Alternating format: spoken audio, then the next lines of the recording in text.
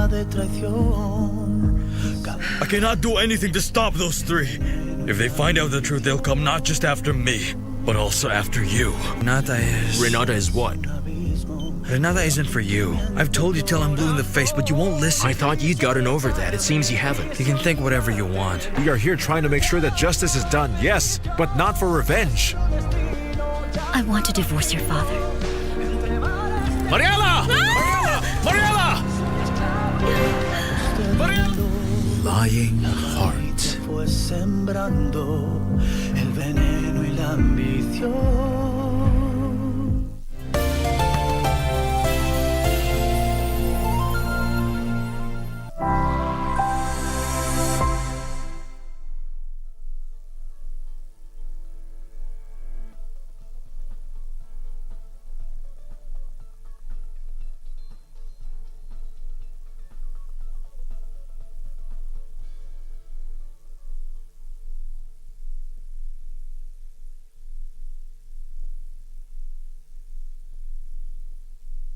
Good morning. This is Good Morning Kenya. My name is Bentro. Enjoy holding brief for Regina Manyara.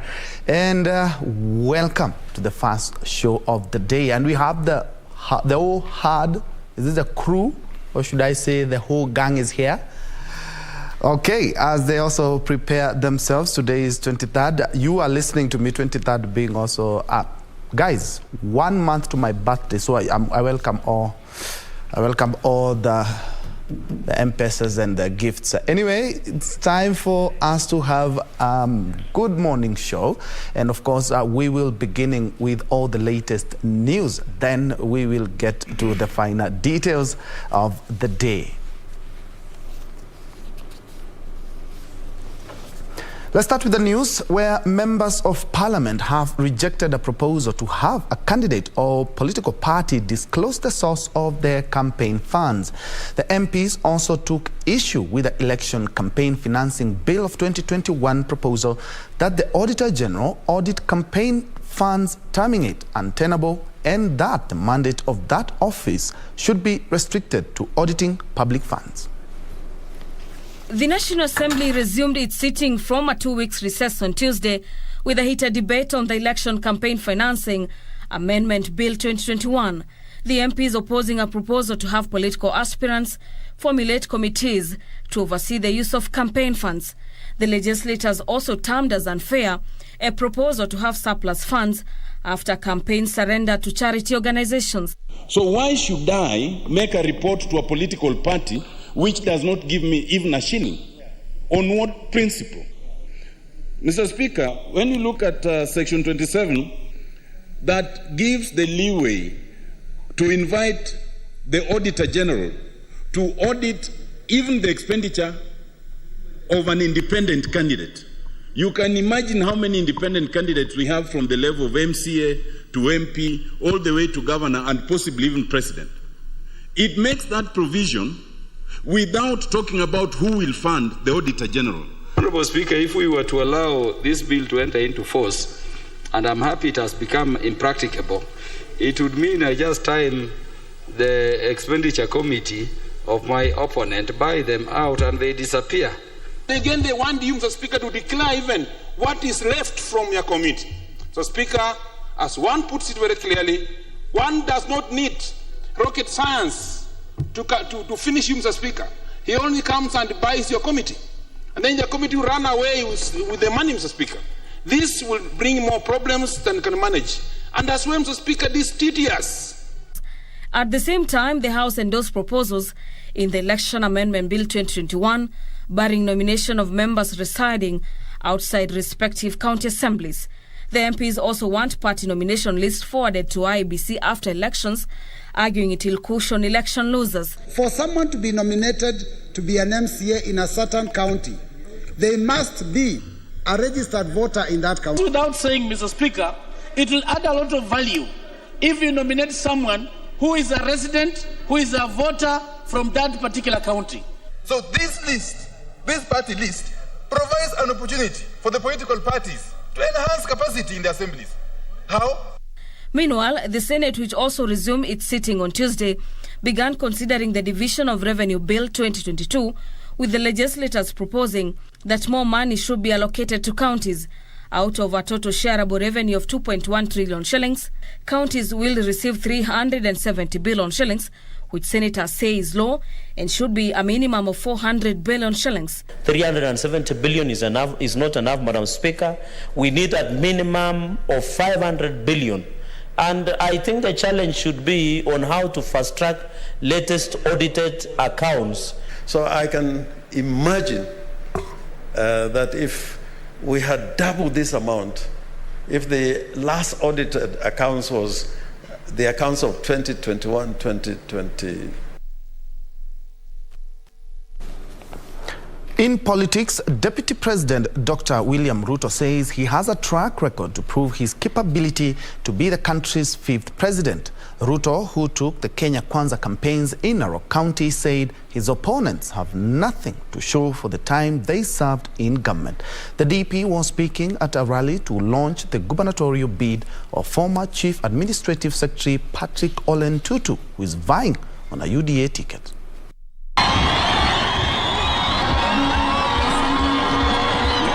With opinion polls indicating that Narok County is a battleground county between the Azimio la Umoja coalition and the Kenya Kwanza alliance, Deputy President Dr. William Ruto led the latter's luminaries to popularize the bottom-up economic model in the county. Ruto claiming that his record as Deputy President is proof that once elected President, he will deliver on his promises. Si mimi nimekuwa Deputy President. Mimi nikiwa Deputy President katika hii Narok. Si barabara ya kutoka kule Narok Town mpaka second hand tumetengeneza. Si tumetengeneza kilomita 400 mpya ya lami hapa Narok. Ni kweli ama si kweli? Si tumewaunganishia stima kutoka watu 20,000 mpaka watu 90,000. Ni kweli ama si kweli? Si tumewawekea equipment ya milioni 500 katika hospitali yenu ya Narok hapa mpaka mko na ICU. Ni kweli ama si kweli? Si tumejenga technical training colleges 6 mpya ya watoto wa Narok County. Ni kweli ama si kweli?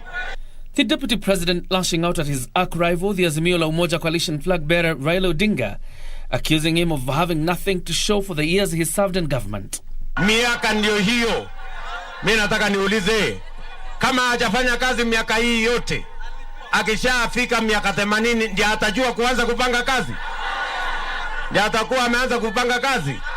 In 2017, 55% of the vote went to Jubilee Party. But now, the Kenya Kwanza Brigade is calling on the electorate to vote overwhelmingly for the coalition. Musikubali tuuziwe uoga. Musikubali tuuziwe mambo ya bure. Mimi nataka niwaambie, system ambayo itatengeneza serikali inayokuja ni system ya wananchi. Deep state ambayo itatengeneza serikali inayokuja ni deep state ya wananchi. Kura zenu na uamuzi wenu ndio utatengeneza serikali ya Kenya inayokuja. Yule anakoma kwa Azimio ni kama yule kupe anadania ngozi na ng'ombe itiwe sana. Tunaelewana?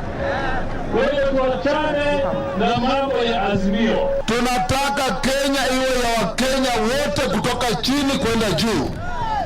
Na ndio tuko hapa kuambia kura ya tarehe 9 mwezi wa 8 itakuwa kura ya kurudisha chini bei ya unga. The leaders further called on residents to reject divisive politics, claiming all communities are welcome to live in Narok County. Na wacha nitoe onyo mbele yenu ya kwamba tumekuwa na wandugu zangu wa pande ile wanatishia watu ya kwamba wakikuwa watapata hii ugavana, kuna wengine watadhulumiwa. Si mmesikia hiyo maneno? Mimi nimesema nikiwa mgavana wenu nitahakikisha ya kwamba kila kabila, tuko na kabila 45 ya Wakenya ambayo wako Narok County. And talking of gubernatorial bids, Kisii Senator Professor Sam Ongeri has launched his bid for governor in the upcoming general elections. Ongeri said he is best suited to spearhead the development agenda of Kisii County. Ongeri decamped from ODM to the Democratic Alliance Party of Kenya, DAPK, a week ago. week after quitting ODM, Kisii County Senator Professor Sam Ongeri has embarked on his ambition to succeed James Ongwae. Ongeri has defended his scorecard, arguing that he is the most qualified aspirant to lead Kisii as a governor. We intend to seek our nomination. We intend to seek our votes through a peaceful engagement. You see devolution. What is the meaning of it?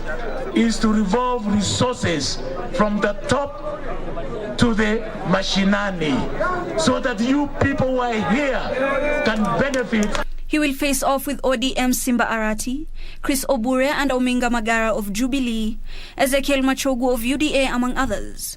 CS Eugene Wamalwa, who attended the event, said the Azimio affiliate parties are not competing but complementing each other.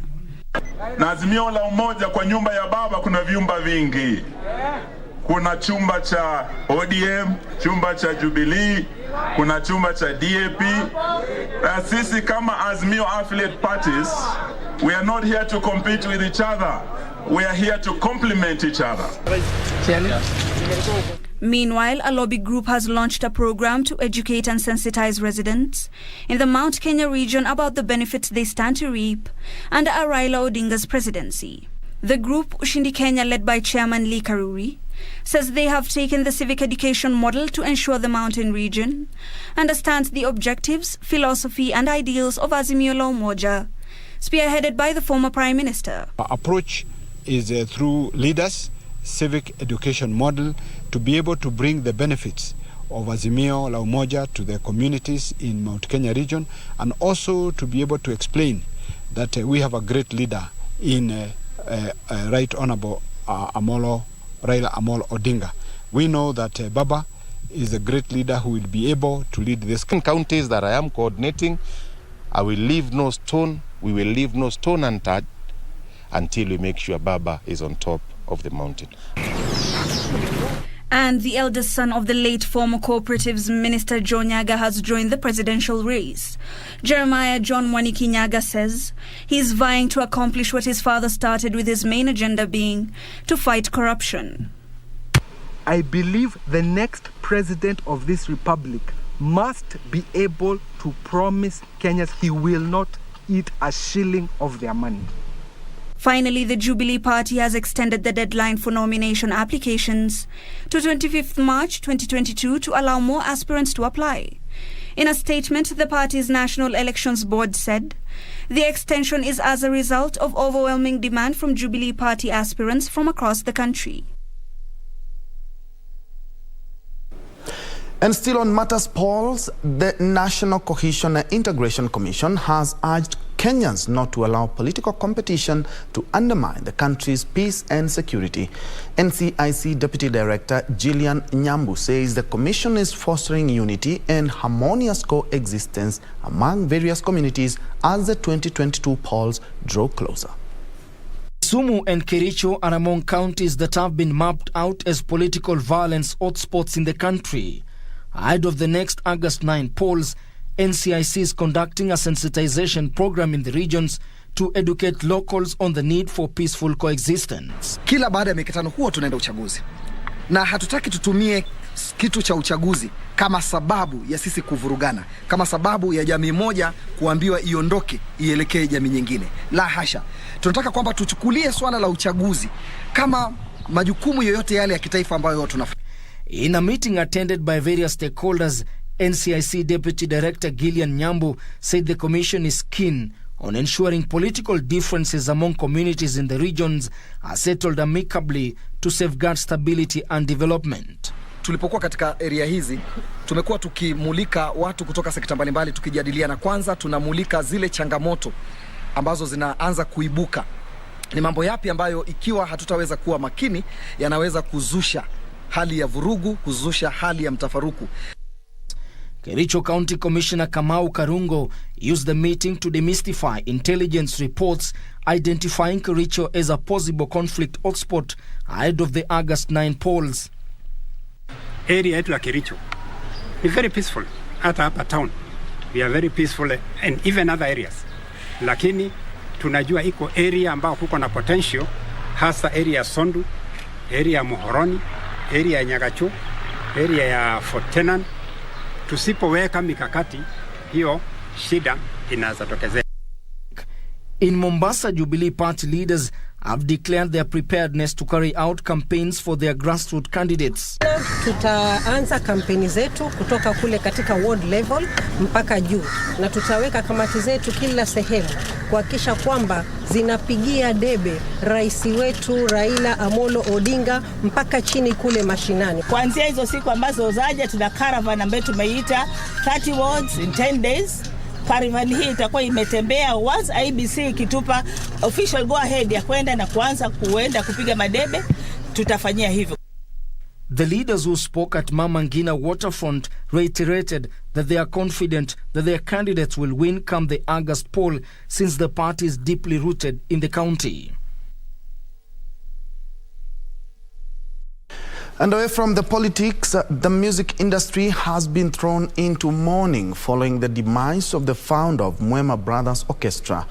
Elsewhere, a family in Echinja Ward, Lurambi constituency, Kakamega County, is mourning after their 3-year-old child was struck by lightning. These and other stories in our county roundup. A somber mood engulfed in Echinja Ward, Lurambi constituency, Kakamega County, after a child was struck by lightning. The area is currently experiencing heavy rain, and residents are calling on relevant authorities to erect lightning arresters to help reduce such cases. Kuomba serikali tusaidie kiti ya kushika yorati zirudi hata kwa boma nyingine, hata kwangu mwenye sitaki irudi. Nataka tu tunyeshe mzuri tupande vyakula vyetu. In Kisumu, traders who formerly operated at Lagwani Beach in Kisumu have expressed frustrations at the pace of Uhuru Business Complex completion process. The traders who were evicted in 2019 were promised allotment at the newly built complex, but are yet to occupy the space. They were told hapa ndani tufanye kazi hapa ndani, lakini vile tulianza kufanya kazi wakatazwa tena tusianze kazi. Sasa tujui nini nafanyika hapa. We were told that we are going to start working at the end of February. It is March now. In Nairobi, civil society organizations working in the reproductive health and human rights from different settlements in Nairobi County held demonstrations to protest what they term as a draconian policy that undermines the gains made in provision of reproductive health services. If I'm raped, if I'm a woman and I don't nikisikia niko na mimba sina uwezo, ama situation hiyo mimba nasikia siwezi iweka sababu ni ya rape, nafaa nipatiwe haki ya kuitoa. Elsewhere, residents of Ngarimara area of Isiolo County have accused some government officials of neglect and inaction following a daylight raid on the area by suspected armed bandits. The locals say they feel neglected by the state and area leaders in the wake of the attack. Ngarimara tumekuwa sideline, sisi hatutambuliki kabisa. Haki yetu ya kikatiba imevunjwa kwa sababu jambo lolote likitokea hapa kama uvamizi, serikali turnout yao inakuanga very slow, wana drag feet sana kufika hapa. Sio Samburu district, sio Samburu county. Ni kwa nini viongozi wa Isiolo wananyamaza? Sisi sahi hatuna amani kimaisha. And a section of university graduates and youth in Nakuru County is protesting against rising unemployment in the country, demanding youth be given priority when they seek opportunities in the county and national government. We want to be involved, and that trickles down to even the people who will be employed in that office. So we are asking those campaigning and going for political seats, if we are giving you our votes, what are you giving us in return? Amani Kwanza. In Kiambu County, Amani Kwanza and alternative dispute resolution groups who champion for peace have joined hands to conduct civil education in Kikuyu, Kiamba and Kabete constituencies. Person who make any utterances that will lead to conflict or lead to war or violence should actually be taken to court and should be prosecuted in accordance with the law. Finally, the music industry has been thrown into mourning following the demise of the founder of Mwema Brothers Orchestra.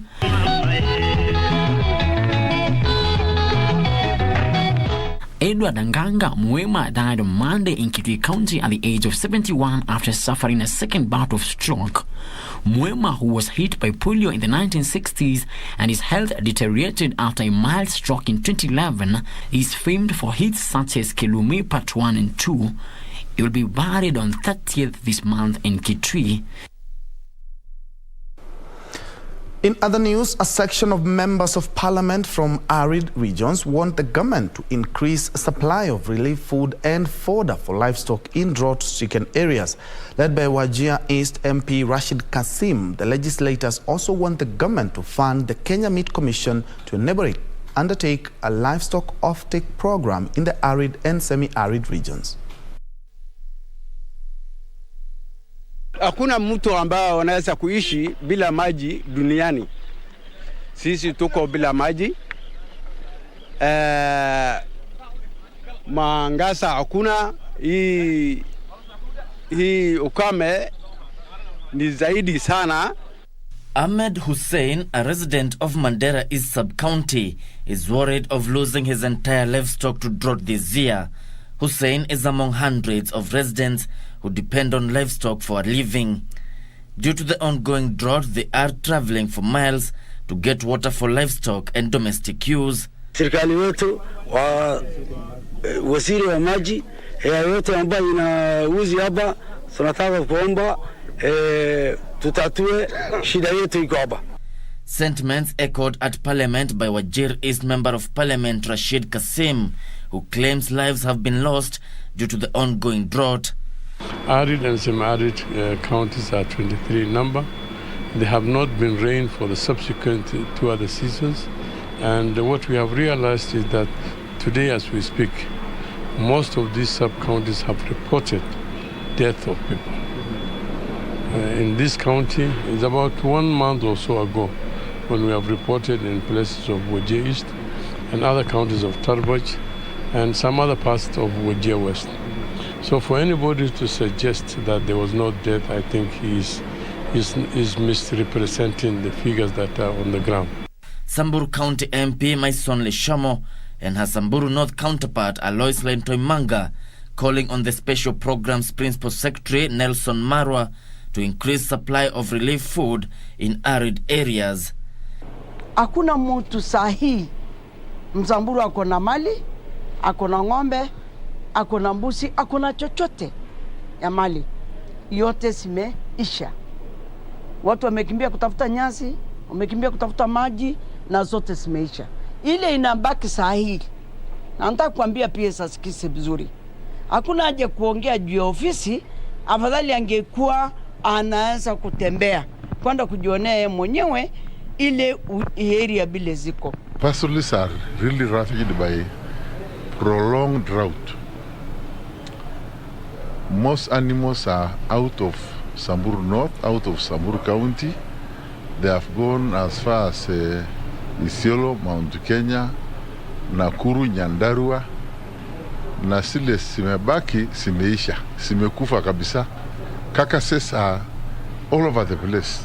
This as Samburu County government distributed 700 Somali camels worth 48 million shillings in Samburu East Sub-County. The county's executive member in charge of agriculture, Benedict Lentumunai, says the camel distribution program will help boost the region's milk production. Watu watasaidika sana na tunawahofia kwamba watapata maziwa kila wakati. Wakiweka mzuri, kushunga, sio kuuza, hii ngamia itakuja kusaidia Wasamburu sana. Now from that, ever heard of njongo wa baharini? Well, this is the sea cucumber found in the Indian Ocean and which is now under the threat of extinction. Our reporter Junei Karisa embarked on a fishing expedition in Kwale County to explore the state of this rare creature, incidentally a highly rated delicacy, especially in Asia. Take a look. A little bit later, but further afield, no survivors have been found in the hills of southern China, where a jet carrying 132 people crashed on Monday. Crash investigations crash investigators have so far not found information on why the Eastern flight MU5735 plummeted on Monday. Recovery work at the site of the Boeing 737-800 crash in Guangxi province is being hampered by difficult terrain. There has been an outpouring of grief in China, where families of passengers and crew are waiting for news. Hundreds of responders have been scouring the steeply forested slopes in Wuzhou, where debris from the plane was strewn after it broke apart and set fire to the hillside. There had been no official word on casualties until China's Civil Aviation Administration held its news briefing some 36 hours after the disaster. Rescuers have so far found parts of the 737's burnt wreckage. State broadcasters showed images of the charred remains of letters, bags, wallets, and identity cards belonging to those on board. Meanwhile, Ukraine is on the brink of surviving its war with Russia. President Volodymyr Zelensky has told Italian MPs. But in a video address, he warns Russia forces want to break into Europe and calls again for more sanctions from Western countries. He has spoken to Pope Francis and suggests the Vatican has a mediating role to play. At least 10 hospitals have been completely destroyed, and fierce fighting is continuing around Kharkiv and Mariupol, Ukraine says. And in business, the Kenya Plant Health Inspectorate Services has stepped up field audits and facility inspections for avocado traders eyeing the Chinese market. Kemphy says this is expected to unlock the export opportunity of locally grown fresh avocados valued at more than 110 million annually. According to the Horticultural Crops Directorate Performance Report, the volume of avocado exports increased from 70.3 million kilos in 2020 to 84.5 million kilos in 2021. However, the value of avocado exports decreased from 14.5 billion shillings in 2020 to 14.4 billion shillings between January to November 2021. The export of fresh avocados to China follows the early January signing of 2 protocols to facilitate bilateral trade, mainly the export of avocados and aquatic products from Kenya to China. China is a very discerning market, and you've got to have all of the necessary quality parameters, traceability parameters, the quality of your pack house have all got to be put in place to their highly exacting standards. KEFI's Managing Director Professor Theophilus Mutui says the regulatory agency has stepped up surveillance efforts to ensure that all eligible avocado growers and pack houses meet the stringent phytosanitary standards and accorded an opportunity to enjoy the Chinese market prospects. Fresh avocados were originally excluded from the Chinese markets due to fruit flies, with access restricted to frozen produce. KEFI's General Manager in charge of Phytosanitary Services, Dr. Isaac Masharia, said the National Plant Health Regulatory Agency is actively working to support the export of fresh fruits to China once the local Hass avocado harvest season opens next month. We have a huge demand for avocados in China. We have a window of February to March where we are not receiving much of the avocados from Peru and maybe the Colombians and Mexico.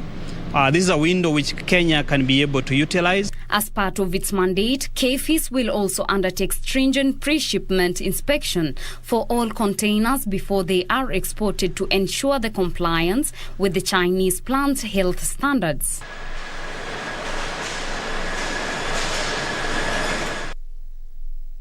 AM East African time, we are due for our first break. We'll be right back with more news.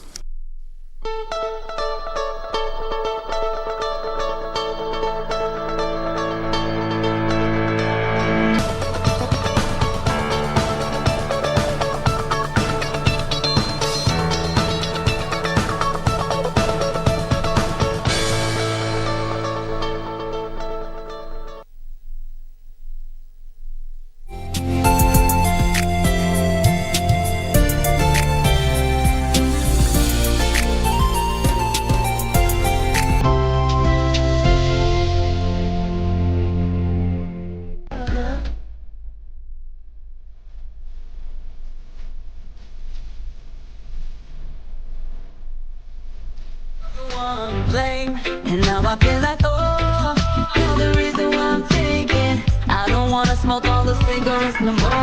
Still the one that right. Do the one that I feel love. Do still the one that want. Right. 'Cause you only need the light when it's burning low. Only hate the road when you're missing home. Only know you love her when you let her go.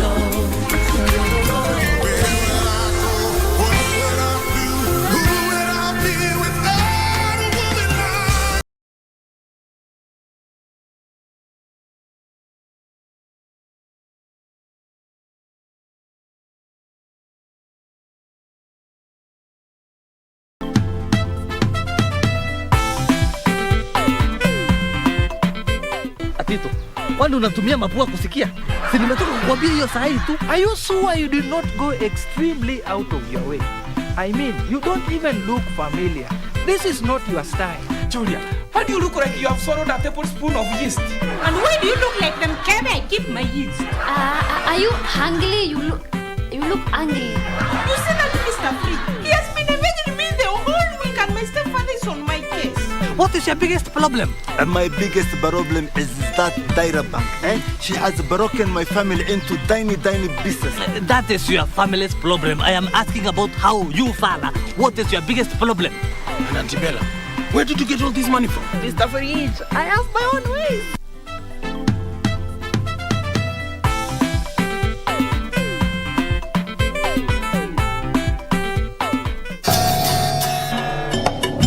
Attention family. Once beaten, twice shy. I am here to make money, so you better get your act together. I want nothing to do with the company. Not now, never. I need to think about it. Don't take long. You're forgetting Amanjuguna. Have you been living in a hole or something? No. What choice does he have?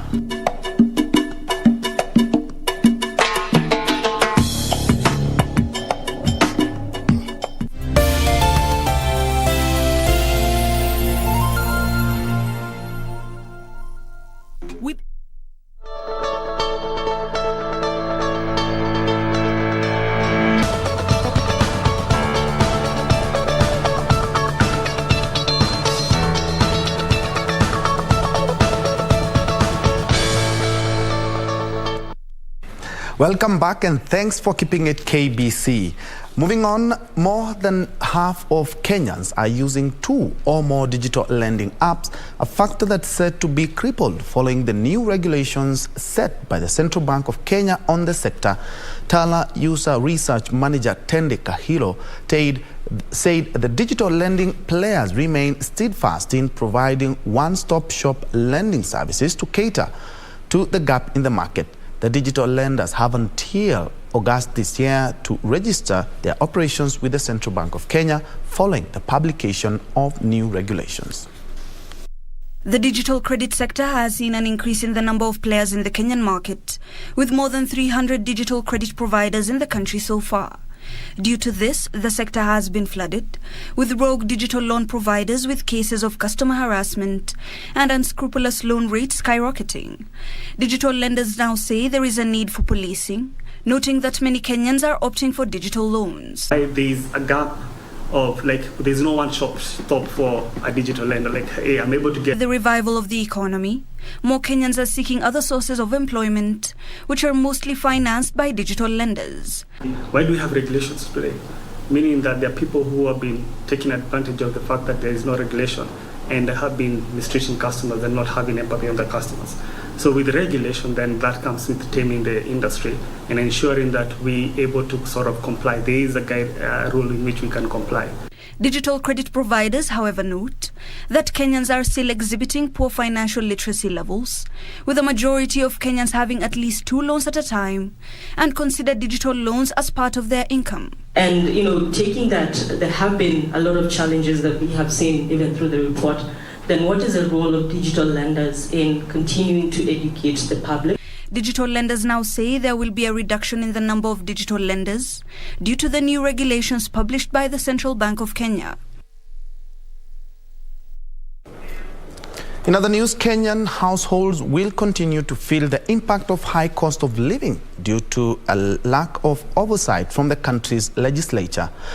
Currently, economists say a lack of consumer protection means that the cost of living will continue to skyrocket at a time when the country is also grappling with unreliable rainfall patterns.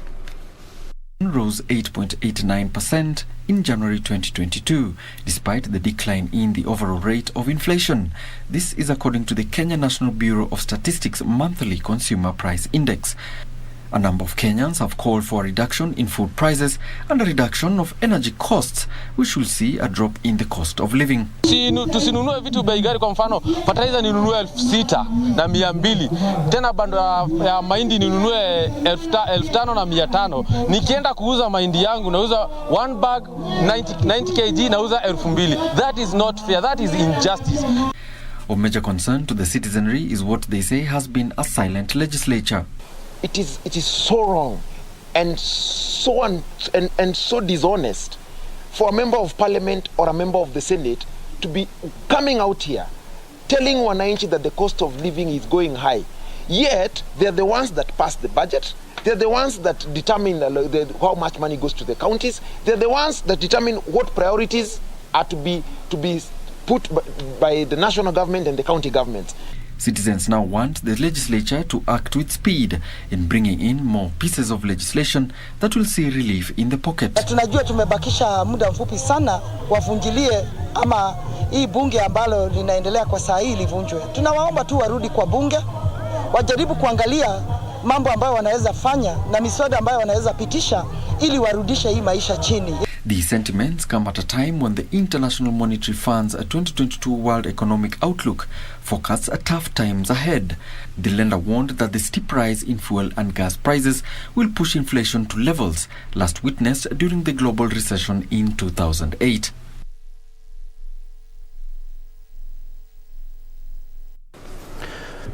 Now, Equity Group says it structured loans worth 188.2 billion shillings in 2021, representing 32% of its total loan book.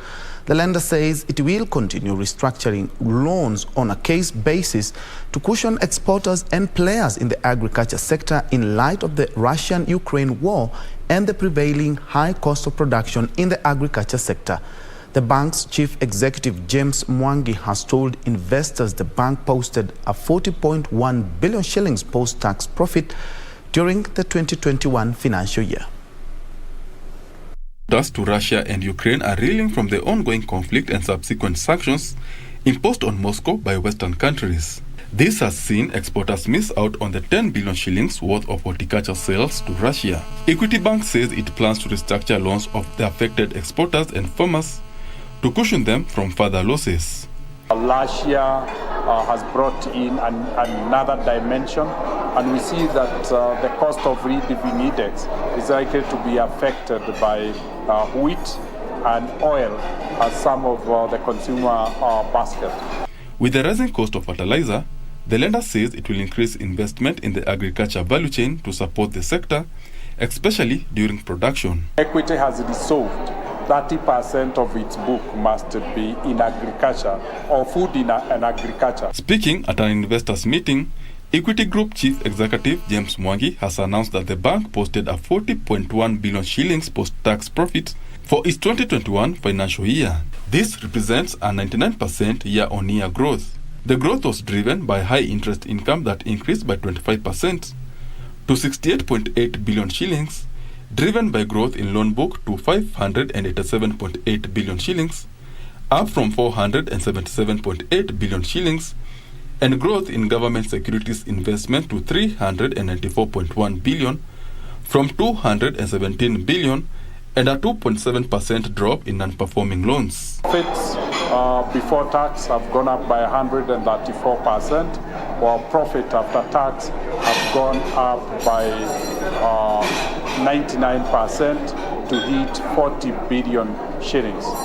Customers' deposits grew by the same margins to 959 billion shillings from 740.8 billion shillings. The lender will pay 11.3 billion shillings in dividends, with shareholders receiving 3 shillings per share, representing a 50% increase from the last payout in 2019.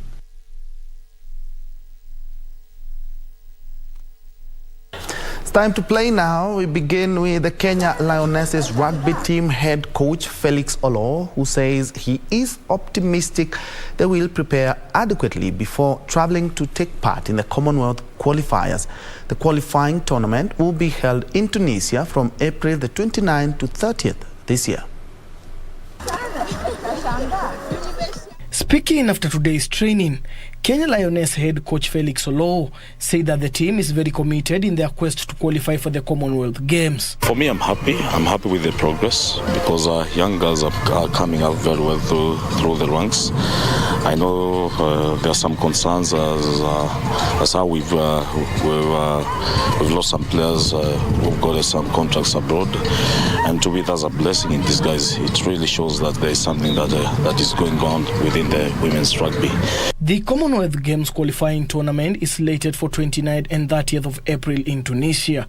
Olo added that they will build a strong squad that will be capable of competing at any level internationally. I think we are much prepared, but we want more, so that's why we are in this camp, and we still have like 3 weeks before the competition, which I think as being in the camp is giving us more training sessions and more time to train together, and also for the team like to have that bond. As in the camp we are here, all of us, no one is going home, so I think we are getting also the bond. His remarks were echoed by the team manager Camilline Oyuayo, who said that the squad will be in tip-top shape when they travel. We started our training on the 3rd week of January, and now we've gotten into camp. So we got into camp yesterday, and we're doing a whole week's camp, so we will break on Saturday. The team is currently in camp until Saturday, when they will take a 5-day break. The team has been training since yesterday and will go on the training until on Saturday ahead of the qualifier matches in Tunisia for the Commonwealth Games.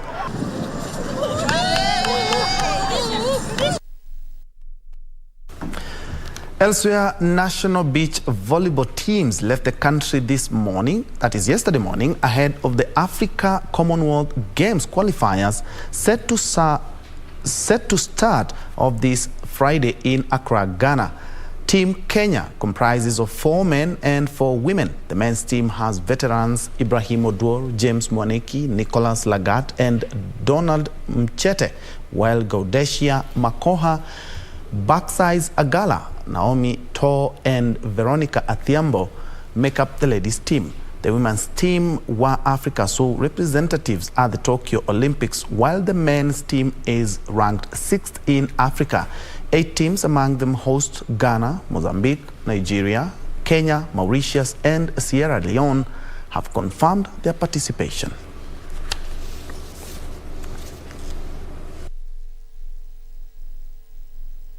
That's all the time we had for GMK News, but I'm leaving you with the sea cucumber story by June Mohammed. Ever heard of Njongo wa Baharini?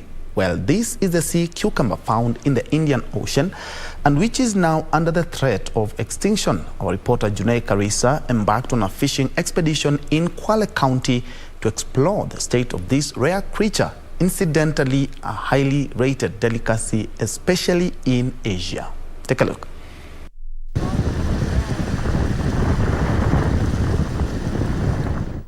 Increased ocean acidity in surface water along the Kenyan coastline has threatened the extinction of coral reefs, a critical hub of the rich oceanic biodiversity. This has triggered the migration of marine species, hence disrupting the livelihood of fishermen. One such dwindling species is the sea cucumber, locally referred to as Njongo wa Baharini. Our quest to explore the organism's existence led us to the Kibuyuni Beach Management Unit in Lungalunga constituency, Kwale County. Word has it that bountiful harvest of the marine invertebrates is common here. We arrived at the shallow waters of the Kibuyuni Beach in the afternoon. However, our visit proved futile. After 7 days, just on the onset of the spring tide, we made our way back at the crack of dawn to join the fisherfolk during their routine expedition. Alas, we hit the jackpot. Not every fisherman is cut out for this trade. It requires a special skill set, but most importantly, a keen eye deep within the sea. Weza kukanyaga hapa mwenzako akapita yule ambaye ana utaalamu zaidi akachukua mada, lakini wewe huwezi iona kwa sababu yanajizika chini hivi kama muogo. Basi tunaona akiji sehemu kama hivi kimetokezea, ukiwa mtaalamu tunajua hapa kuna jongo limejificha. Sasa washika tu kama hivi mchanga ukatoa. The ocean has sustained the livelihood of Abdallah Kimosha's family, a renowned sea cucumber fisherman who has been in it for the past 29 years. Kimosha says customers' preference for freshly harvested cucumbers triggered him to learn the trade. Kanunua kwetu sisi wabichi, akipika na muangalia. Nikimwangalia mpaka nikipata ule uzoefu wa ile kazi. The more peculiar the omnivorous species' leathery skin is, the more expensive the catch. Its value addition process requires a not so technical approach. Nenda chini ya bahari kama hivi, utakuta sehemu ambayo iko na maji, na yaosha vizuri, nachukua brush na yapiga, na yatoa mchanga ulio ndani ili yasiweze kupata, maana ule mchanga ndio unaharibu. For Bakari Mohammed, the COVID-19 pandemic hit the business hard, forcing fishermen to lower their prices. Bora alikuwa tunamuuza shilingi 2,400. Jongo tairi alikuwa tunamuuza shilingi 1,600. According to Mohammed, artisan fishing methods have however limited the exploration of such camouflage species to its full potential. Si tungependa ufema jongo wale watu wa soko wawe karibu na sisi, sababu soko liko mbali sana. Kitu ninachohitaji ni zipata kama feba na mashine yake na flippers ndani vioo, ili kupata wale wavuvi ambao ni wazamizi wakaweza kuniaskoti nikapata mzigo wa kutosha. Marine experts note that Holothuria ultra, popularly known as the black sea cucumber, as well as the Leucos pilota, popularly known as the black Tarzan, are the most common species of the 17 species found along the Kenyan seabed.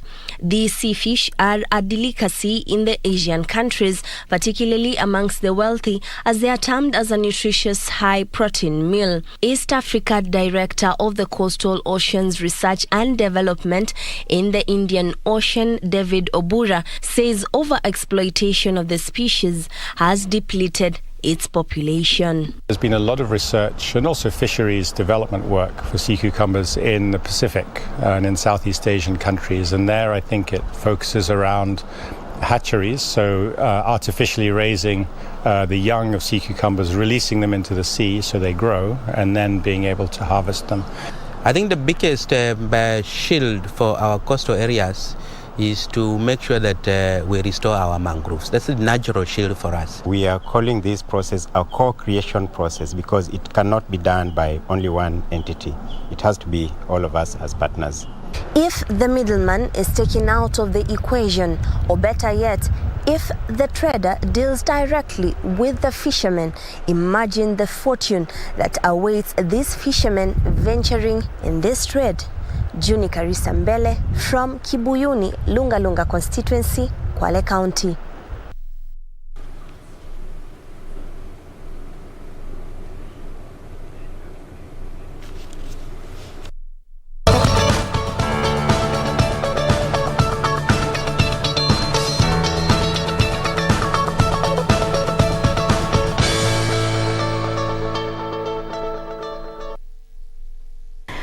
Thank you for staying with us this far. We want to continue with the day's programming from the GMK News Brief. We want to move on to the newspapers, but before we get to do that, Troy, you did mention that it's a month to your birthday. Yes, exactly 1 month. The 23rd of April. Yes. Well, today happens to be my father's birthday. Wow. Mr. Kibera. You have two M-Pesas to send. Nitateka namba hapa kwa scroll. Tetemesha M-Pesa yake. Tufanye mambo mapema. Ya mapema? Bado anamwagiwa maji. We don't pour water unless it's warm. Unless it's warm. But I can receive the monies. My number is 072. Do you look like Mr. Kibera? Yes, on behalf of Mr. Kibera and Ben. So My number is on 0724. Kibera Jr. is here, so ignore him. Nah. But nonetheless, happy birthday, Dad. I know he's watching. He always makes sure to watch every single day. Biggest supporter. Happy birthday, Dad. More life, more blessings, more health, more love. Senior citizen. More life. Bas. Senior citizen. All right, so let's now come to the papers. I start you off with the Daily Nation.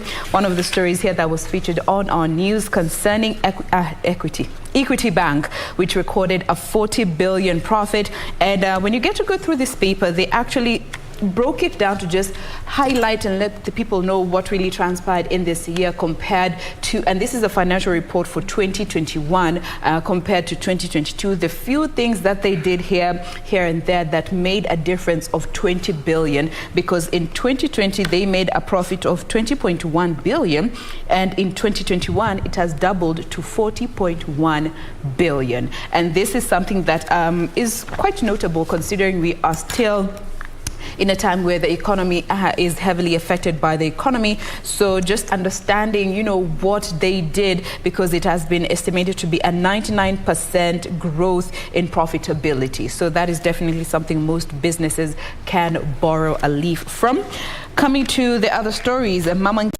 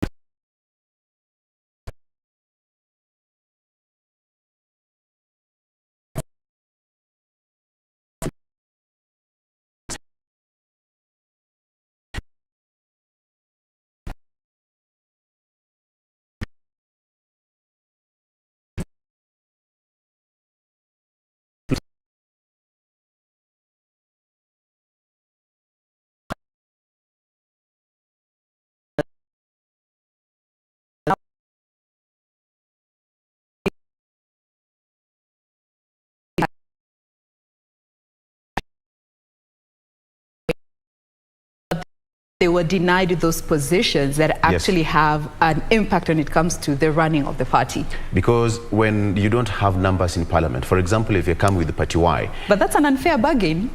That is why most of the parties, for example, Deputy President had wanted a post-election pact. Yes. And most of them want pre, so that we go into an election as a team. So whichever the outcome, to go to happen.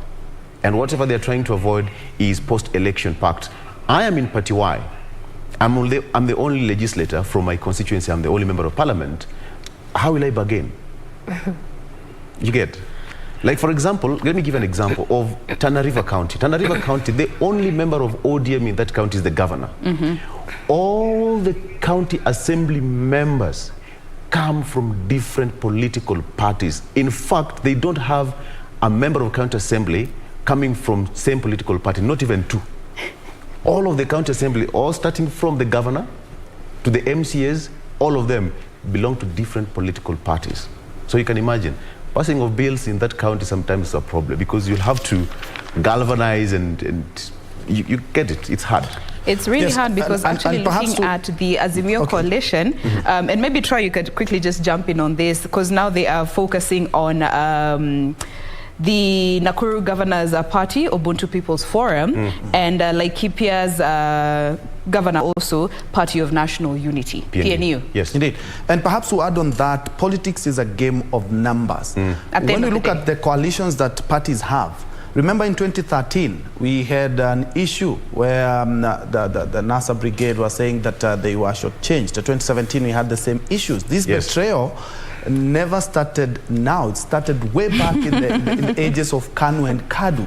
But the issue has been, I asked a lawyer, what exactly is contained in these coalition agreements? Because we cannot always be, remember NASA disintegrated and they said that ODM was muscling them out, they were shortchanging them when it comes to money. Politics is a game of numbers, and the political parties act need to be amended to make them the agreements cast in stone, to the point that if my party is party A and Vicky's party is party B, we have to agree on how to share even the money that is there and also the seats, because at the end of the day, it's a game of what? It's a game of numbers.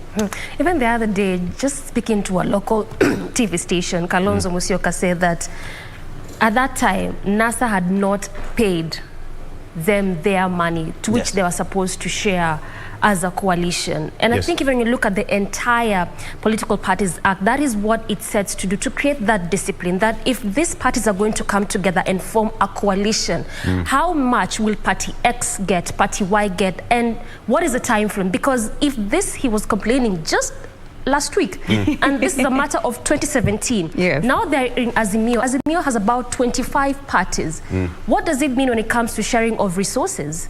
Which party gets what, and why would this party get this amount of money? Because again, we don't want to get to 2027 and party says, I joined this coalition and they did not give me this amount of money, which was supposed to be shared as an entire coalition. That's why I say again, it's an unfair bargain. But on that note, we need to fold to the station needs and take a breather, but we'll be back to continue with what the papers have for us. So do stay with us. We'll be right back.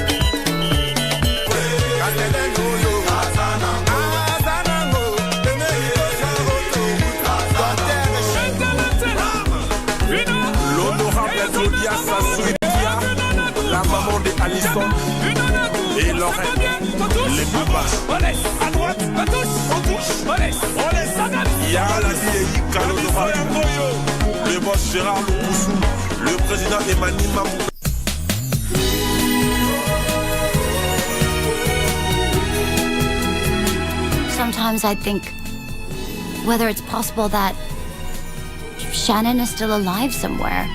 What do we do now? We can't go on our honeymoon. How can you be this terrified of your father? Hey! I miss you so much, Pinky. I miss you, do you know? Shannon! Save my baby. Save my baby. Did you have wine tonight? Aren't you pregnant right now? Isn't it bad to drink? If a woman is pregnant? What?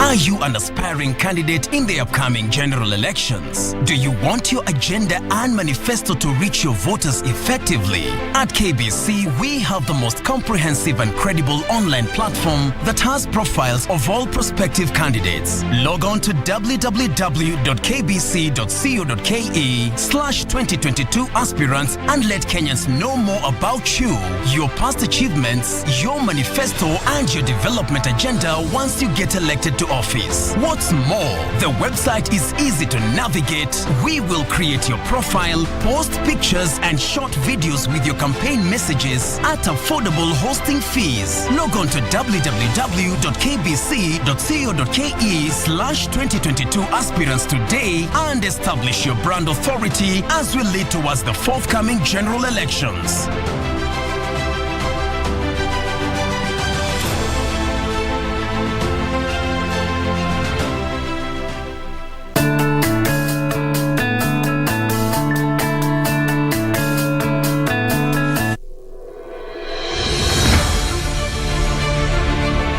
Chini ya uongozi wa Rais Uhuru Kenyatta, uwekezaji mwafaka umefanywa katika ukarabati na ujenzi wa viwanja vya ndege nchini tangu mwaka wa 2013.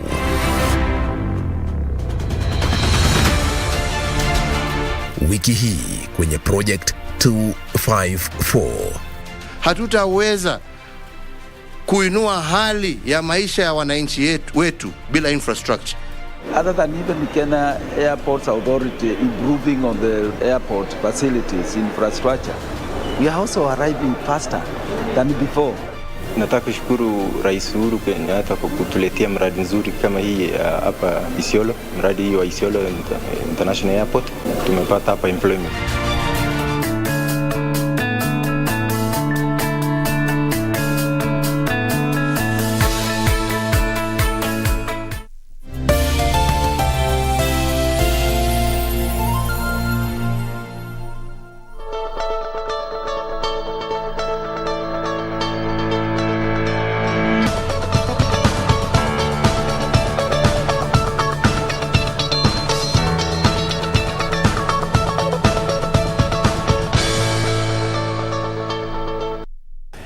All right, welcome back. And now let's take a look at what's on the front page of the Star newspaper. Why giant Raila coalition major threat to ODM? Why giant Raila coalition? There you have it on the front page of the Star newspaper. Why giant Raila coalition major threat to ODM? Azimio affiliate parties are riding on Odinga wave, but will eventually cost his party many seats in Western Nairobi and Coast, Kisii and Coast. That is the story on the front page of the Star newspaper. Again, Orange Party not vibrant in some of its former bases. It's just almost close to what we've just been talking about here, the party coalitions and the strengths of parties. I'll give you more details as to what that story says. Now, the story of Okoth Obado and the late student. The story, let me give you. Obado trial, condoms at murder scene untested. The police said that they failed to get fingerprints stored exhibits contrary to the law. Now, it emerged in court yesterday that police also failed to get fingerprints on the condoms and stored them, which are exhibits, in brown envelopes contrary to the law, which could have possibly erased significant details. Now, the revelations were made during a hearing of against Migori Governor Okoth Obado, his personal assistant, that's Michael Oyamo, and Kaspal Obiero, who are accused of killing Sharon and her unborn baby. Now, the three are accused of committing the crime on September 3rd, 2018 at Owadi area, Homa Bay County. Owadi area is just around 4 kilometers from my home. Yes. All right. So, dismiss appeal by American pedophile. DPP urges court, says that he deserves no mercy as he was caught on tape sexually abusing kids. The DPP is in his submission said that the 59-year-old American Terry Bay deserves no mercy because he was caught on tape sexually abusing Kenyan children. That story continues there.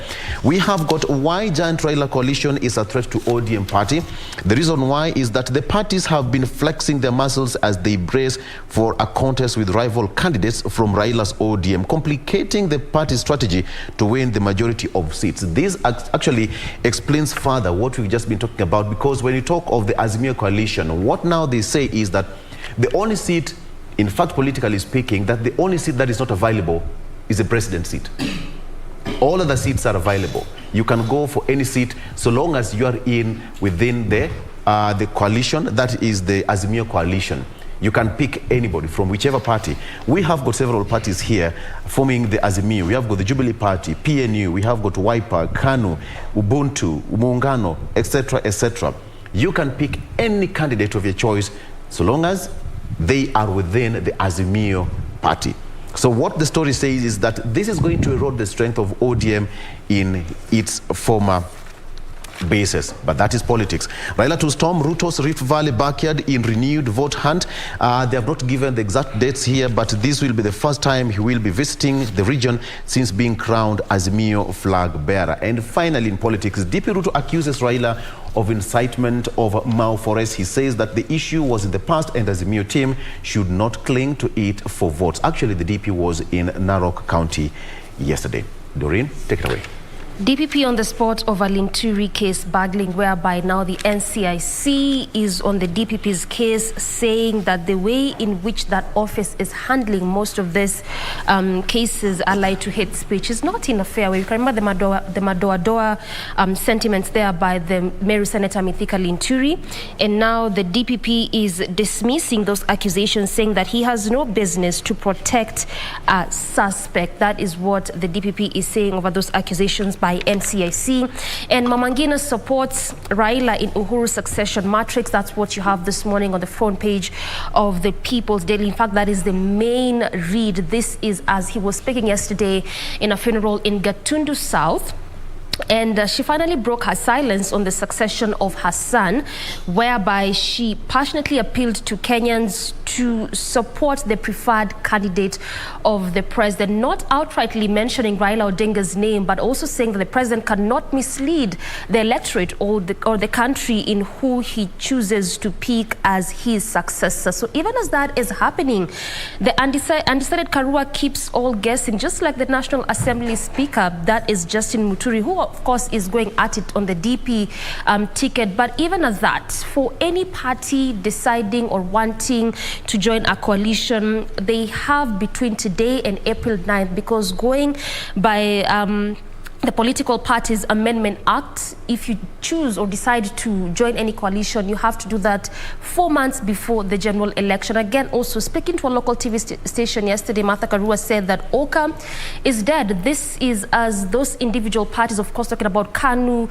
DP, and Wiper, when they chose to sign that Azimio deal as individual parties, this rendered the OCA coalition dead. And again, she also went out to say that she is looking for forces who are ready to serve citizens and are selfless. So which forces are there is it going to be Azimio, Kenya Kwanza, or will she choose to go at it alone, perhaps what this the National Assembly Speaker is doing? And if at all she chooses to join a coalition, she has between today and April of 9th to do that.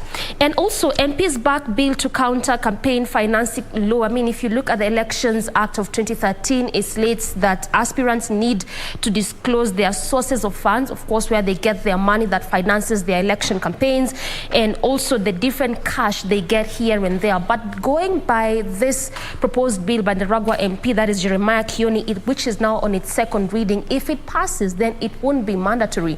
And I'm just thinking, as an electorate, what is so wrong with disclosing where your campaign money comes from?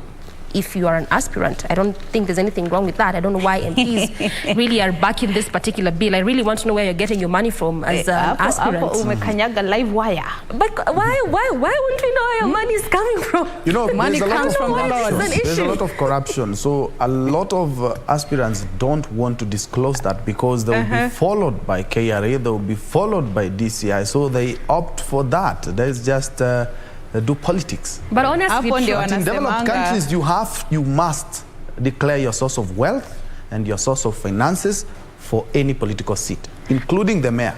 And I don't even know why the Ndaragwa MP is really proposing and pushing for this bill. I mean, just like the way we want to say here, mimi kama mpiga kura, nataka nijue pesa yako inatoka wapi jamani.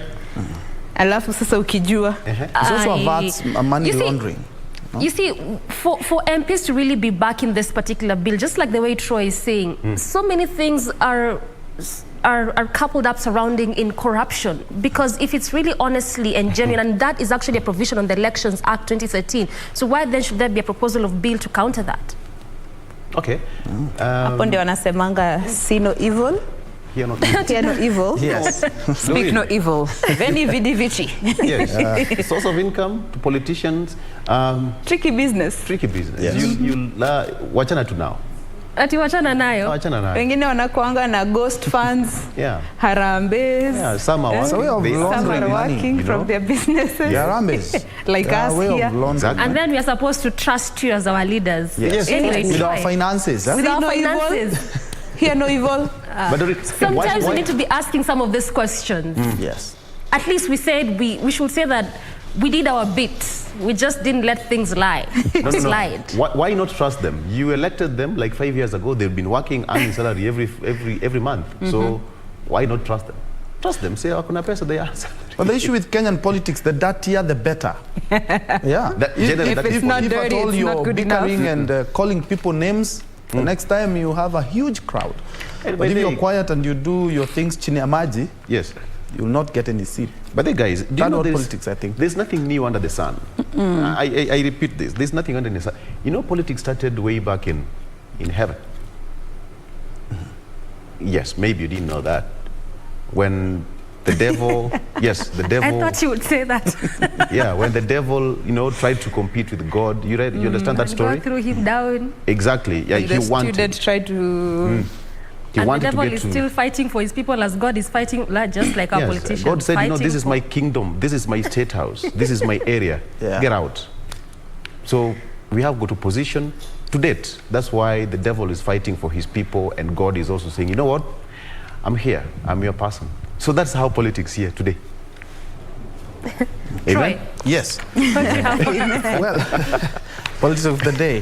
This is how the front page of the Standards looks like. And the headline says, Ruto's strategy to avert UDA fallout. Well, he's talking about consensus. We've seen this in Northeastern, where clans come together and decide we are not fielding any candidate other than this person, and they have done that. We saw in Garissa the senatorial seat, and we've seen in many other seats. But a lot of people are questioning the democracy in consensus, because we agree here, the four of us. Vicky is the one who's going to run here in Nairobi, and so we are going to support Victor? him. Why not Jane? Why exactly? My question exactly. Why? And he did that yesterday in Narok. Yes. Why not Jane? Why not Doreen? So a lot of people are questioning that, but he is saying, he's talking about a strategy to avert a UDA fallout. Still on the front page, something that Jane had touched on, and I believe it's also in social media. Equity offers 11 billion dividend after drought. Okay, it's posted over 40 billion shillings in a battered economy. A lot of questions asked why commercial banks make so much money and so much profits in such unconducive environments. Yes, I don't belong to a bank. I belong to a SACCO, so at least I know the figures that the SACCOs give and the figures that the banks get. They are quite a divide. Anyway, away from that, which way Karua and Speaker Muturi, these are two very keen politicians are looking at these two. They want to see where they will go, but JB has said he is there for the long haul, and Martha Karua has said Oka is dead, just as Doreen said, is dead, and that was just a political vehicle. But it's also true, because they're talking about Azimio Oka deal, coalition. You cannot register a coalition if you already belong to another coalition. Okay, let's see how that pans out from the Office of the Registrar of Political Parties. Inside, we have Officer Payne's picture of Sharon's murder scene during the hearing. I was privileged to have this case yesterday, and the police were questioned actually by the senior counsel Kioko Kilukumi why they did not observe due diligence while collecting the samples. They're saying that actually Kenya should know that during the first officer who was there, who was the deputy OCS, used her phone to take the the photos of the scene. And the CSI, the crime scene investigators, came 2 days later and now took the photos. They were asked about gloves. They were asked about how they calmed the situation, how they restrained the people so that they may maintain the crime scene in a perfect condition. But there were a lot of gaping holes in their statement. Something I'm quite sure is going to touch a lot of farmers. They're talking about the fertilizer. You know, the cost of fertilizer. Can you imagine 6,000 shillings, the price of a 50 kg bag of fertilizer, and 7,000 shillings, the average price of a 7-ton lorry of manure? And a lot of farmers now, because of the rise in the cost of fertilizer, they have decided to go for the manure, and they are staying away from the costly fertilizer. And you know very well that if we have these figures, then we have an issue when it comes to food production and food security in the country. All right, now let me bring you back to the Daily Nation. And there's an interesting story here. Two stories that are boiled down into one. So here on page 2 of the Daily Nation, police say no to degree holders after a hard lesson when it comes to pay dispute. All right. And they go on to caption, "We want D holders only." All right. So the National Police has excluded degree holders in this particular recruitment drive that they are set to start tomorrow. They're looking to hire 5,000 new constables, okay? So the National Police Service Commission said that it had learnt the hard way from past mistakes when enlisting university graduates, because fine, the process goes on very smoothly, they qualify, but the problem comes when it that's salary negotiation place, and that has always been a problem that they have dealt with in the past, saying that degree holders come with this expectation of this particular pay, but it cannot be accommodated. So now they are on a drive targeting non-degree holders, and they're looking to recruit police constables with a minimum qualification of a D+ in their KCSE exams, and it remains as such. And there is a particular job group for the advertised position. So if you had a minimum of D+, and this is the average in your KCSE, you are qualified to apply for this particular slots at the police service. 5,000 is the target that they're aiming to get. Now, let me just read what has been quoted here. "We are not discouraging graduates from joining the police service, but there are better opportunities and higher job groups that would suit them apart from the police." And perhaps to add on that, 21 years ago, I tried out at the Kenya, it was the Kenya Army back then, the running, I did actually. 21 years ago, hebu tufanye hiyo hesabu. Wacha tutajua kwa miaka ngapi sasa hii, Troy. So actually the issue was my grades. I was told the issue with you people who have the D+ and above, we have an issue because you will come, you will study, you will be a police officer, but you will get better opportunities and you will leave the force with all the secrets, you will leave the force with all the training of handling weapons. So we were told, try cadets or something else. That I think that's something that they also need to look at, because Kenyans also need these jobs. And I thank God that, as my director is saying, I got a job as a journalist. Look at you now. So the long story, I started education. out as a med student, so. So the question is education. Yes, yes. And this just reminds me of also how a number of companies would say, we want to hire diploma holders. There's nothing with the level of education, but the whole analogy is what I have a problem with. And they would say it's because they wouldn't ask for more money. I mean, what's so wrong in asking for what you're merited to ask for?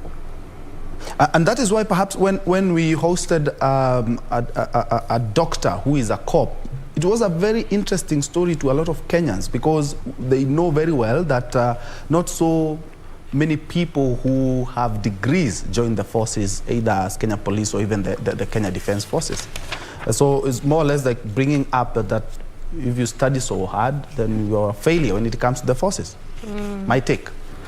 But this is also pegged on the fact that last year there was a bit of demonstration within the force due to pay cuts based on the job groups as well. And then, you know, of course, we'll always fall back on your level of education. I'm a degree holder.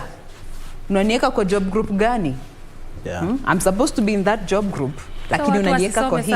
Because there are those ones that were complaining they got salary cuts of over 30,000. So what does But this sasa say? hii inamaanisha Umsisome sana kama unataka job. Usisome sana. Alafu ukishapata hiyo job sasa soma sana. As in, I just do not get it. soma kidogo tu ndio ukue. Upate hiyo job, then ukishapata sasa enda uadvance kidogo. Victor, director amesema tukuulize. Yes. No. Allow me to come with a story here. Mbona hii story una evade by the way? Una avoid. Dodge your story. We forces and military and police, we respect the gentlemen and ladies in blue. All right? Troy. Yes. You can try again. It's never too late. It's never too late. Nimepitisha kila kitu sasa. Ingia za cadet. Si youth siku hizi. Try na uingia za cadet now. That was 21 years ago. Shwali utakuwa aje youth pia wewe. Uko sawa. Okay. I'll try. So the expressway is almost complete, but yes. There is actually now they've given figures of how much motorists will pay for you to access different regions from one stage to another. Now, very quickly, if you'll be moving from Lolongo to James Gishuru, you'll pay 310 shillings. One way. From JKIA to Westlands, James Gishuru to 60 bob. Southern Bypass to Museum Hill and Westlands, you'll pay 160 bob. SGR to Westlands and James Gishuru, 260. Eastern Bypass to JKIA and Southern Bypass, you'll pay 100 bob. And from James Gishuru to Haile Selassie, James Gishuru to Haile Selassie, Apo CBD, 160. Westlands to Haile Selassie, you'll pay 100 shillings. Mlolongo to Southern Bypass, 210. And finally, Mlolongo to Eastern Bypass, you'll pay 160. Now, the minimum fee here is 100, maximum is 310. 310? Yes. So what you did Kama there. zile mbegu za kanyari. Na kutoa. But you see, to some extent, well, you might question the amounts being paid, but at the end of the day, the state needs to pay this money back. This was a public-private partnership kind of agreement between the state and the companies that were given this or awarded this contract for that expressway. So how is the state supposed to repay this back if not by that toll fee, which is again also one of those questions that Kenyans had raised, that is it even necessary in the first place to have this expressway if you're going to again pay to use it? And either way, are you realizing the convenience that this expressway will afford so many people? Yeah. Yes. Especially if your business is time sensitive. And also is the jam, the Wayaki way jam. You know that, Kwanza from here, the Uhuru Highway roundabout to Haile Selassie roundabout, the traffic that is normally there. Take, for example, you are going to Kitengela and you're moving all the way because Wayaki Way is complete all the way from Kangemi, Uthiru, Kikuyu, Gitaru, and so you want to move from Kikuyu straight to Mlolongo. Get that. And you have 30 minutes to do that. You'll have to pay 310 shillings and then you're off to go, non-stop. Or you can trade that for traffic. For traffic. It's your choice. It's your choice, by the way. But Mombasa Road haiendi anywhere. It's still going to be there even as the expressways will be existing. And also good to note that the borders will not be allowed to use that highway. They say two-wheelers, motors, even will not be allowed there. Bicycles. But also they need to give guidance, for how many years will we be paying? Once this particular loan has been serviced to completion, like what's the way forward? We know it'll take quite a number of years, but and a good number of years, because again, remember when it comes to roads, when it comes to roads, and the money that is used for construction is not only just for construction purposes. All the time, these roads that are either constructed, expanded altogether, or just something is being done, there's always a maintenance fee. Yes. Which comes after the amount that was paid for construction. So clearly, that's why Jen has put it. It's your choice. They don't allow 70, alafu after hapo that's ni it. free. So kulipa nao tutalipa. I don't think they're going to do that. It's a cash cow. Yeah. Yes, it is, but tutapata watu anduthi tu hapo tu juu. Tutapata tu na lakini hata Victor, kama ni wewe mtu anduthi, ungependa kupita tu usikie venye ina feel. Si upande matatu basi. Get a cab, go to Mlolonga and back, pay the toll fee, come back, and then pick your nduthi. Just to have an experience. Exactly. Yeah. And a feel of trust me, there's so many people who are just waiting to just experience it. But you see, also it's because of what has been said about the Expressway. I mean, this is that road that is supposed not just to shape Nairobi, but the entire East Africa. So clearly that experience bit is one going to be very important for most people. Okay, I have a suggestion to this. Once the road is complete, live from there, they should give Nairobians, actually, they should open it for free for 2 weeks. Experience, get the thrill, enjoy, and everything, then boom. Decide whether you are ready to pay. Jam fast floor. Yes. Enjoy. Come on to Nduthi, let them ride there, follow the traffic rules, but then unaambiwa on this particular date, this will take effect. Tutakuwa na 14-day trial period. Yes. Like the SGR. Exactly. It made a lot of money. It made a lot of money for the first couple of months. Everybody wanted to test it. You will see mtu anduthi going at a speed of 240. Watu wengi wako na curiosity sana. Exactly. Like, and the speedsters, the Subaru guys. And you actually saw, I think it was last month, there was a tweet that was doing so many rounds on social media about, I don't know if it's a Burundian citizen or Rwandese, where they posted a picture of the Expressway and they're like, look at what our cousins are doing. A few years ago, they were the broke cousins. Now Kenya was the broke cousins. Look at their road right now. Man. That's why I'm saying this is one of those rules that not just shape but the entire East Africa. Maybe this is why we just need that experience of at least 7 or 14 days. And even for so many people who struggle to understand what His Excellency has done in this particular, his time in office, I mean, look at the road infrastructure in our country. There's nowhere you will go in Kenya and you will fail to see a tarmacked road. There's a smell, there's a feel, there's a sight of tarmac. That's one thing we need to acknowledge as a people, because many a times we're quick to complain about what is not working, but we don't take time to appreciate what is working. You know, every government has a project and has a plan. Legacy project. Exactly. We all know the free primary education, His Excellency, the President gave. People said, it was going to eat into our pockets and what have you, but here we are. Almost all kids are going to school because that was his main agenda. We all know President Kibaki is an intellect. He's brilliant. So that was his brain child. Okay, women sliding into my DM. Victor. You. Women sliding into my DM. Can you give credit to? You, Victor. According to Pastor Nana. Sorry. The article. Sifu Maliza. Okay. Women sliding into my DM. Look at us jumping to conclusions. That's according to Pastor Nganga. Not you. Not you. No, the story is here. On the Star newspaper. Don't get me wrong. It is okay if they are. Director, we have read that story. Sindio? Yes. So Pastor Nganga says that the 16-year-old man of God told spoke to one of the publishers, said that the reason why women slide kwa DM yake because he's very smart. He says, and I quote, I get women sending me messages. They do not care about my age. All they want is the money. Alafu he continues to say that they flirt with me, saying that how smart I am, handsome, well-built, and all that. So we all know Pastor Ganga, We need the guy is hot. Come on, guys. The guy is hot. He's 60 what? He's 60 something. 69. 69. And how many 69s can you see with a deep voice, with lots of money, with who can strum the guitar, who can sing, who can preach? The guy is hot. This just turned into a guy conversation. Yes. Troy. Should we be part of this conversation? Troy. Yeah. Guitar, right? Yes. We know the effect of music. And he can do it better than I. So even you, better than you. Yes. He can hold key G, minor, treble. 69. And he has a deep voice, huh? Exactly. Jade.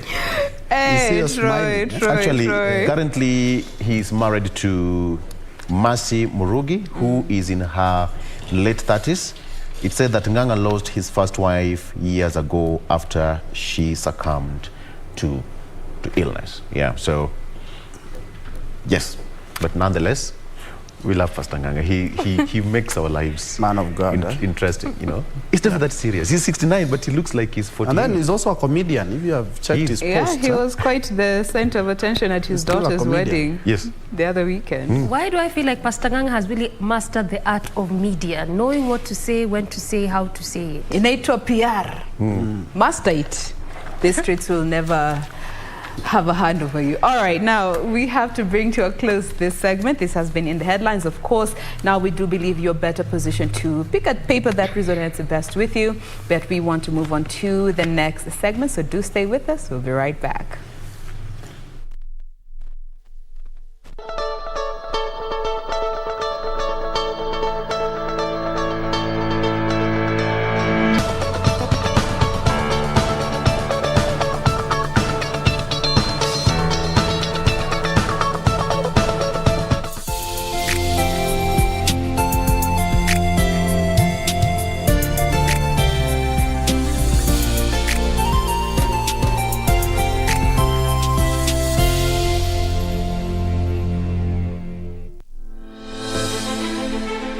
Are you an aspiring candidate in the upcoming general elections? Do you want your agenda and manifesto to reach your voters effectively? At KBC, we have the most comprehensive and credible online platform that has profiles of all prospective candidates. Log on to www.kbc.co.ke/2022 aspirants and let Kenyans know more about you, your past achievements, your manifesto, and your development agenda once you get elected to office. What's more, the website is easy to navigate. We will create your profile, post pictures and short videos with your campaign messages at affordable hosting fees. Log on to www.kbc.co.ke/2022 aspirants today and establish your brand authority as we lead towards the forthcoming general elections.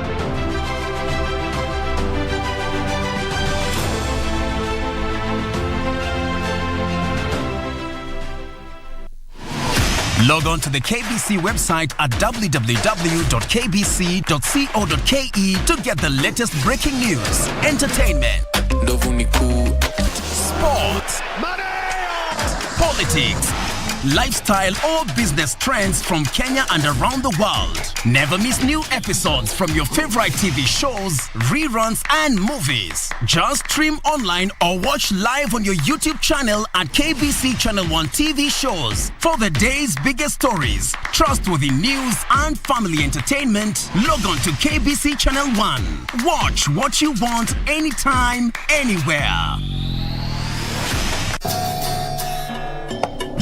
Attention family. Once bitten, twice shy. I am here to make money, so you better get your act together. I want nothing to do with the company. Not now, never. I need to think about it. Don't take long. You're forgetting I'm Njuguna. Have you been living in a hole or something? No. What choice does he have?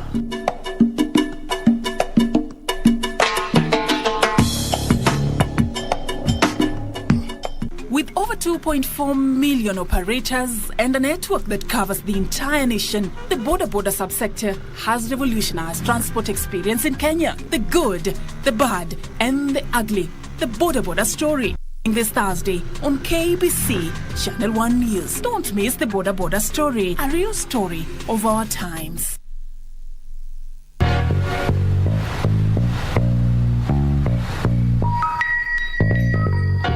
Maybe we should have a dinner party and invite some of your single friends. You need to keep your single friends at bay. She's good people. Hey, honey. Welcome home. There's no dinner. I've decided to cook for one. Love is for those who fight for it. But even when I got married, we'd still be together? Asali, move on. Have you lost your mind? I love you. Oh, please. Get out! Get out! I hate you! She's gonna leave you. She deserves better. So do I.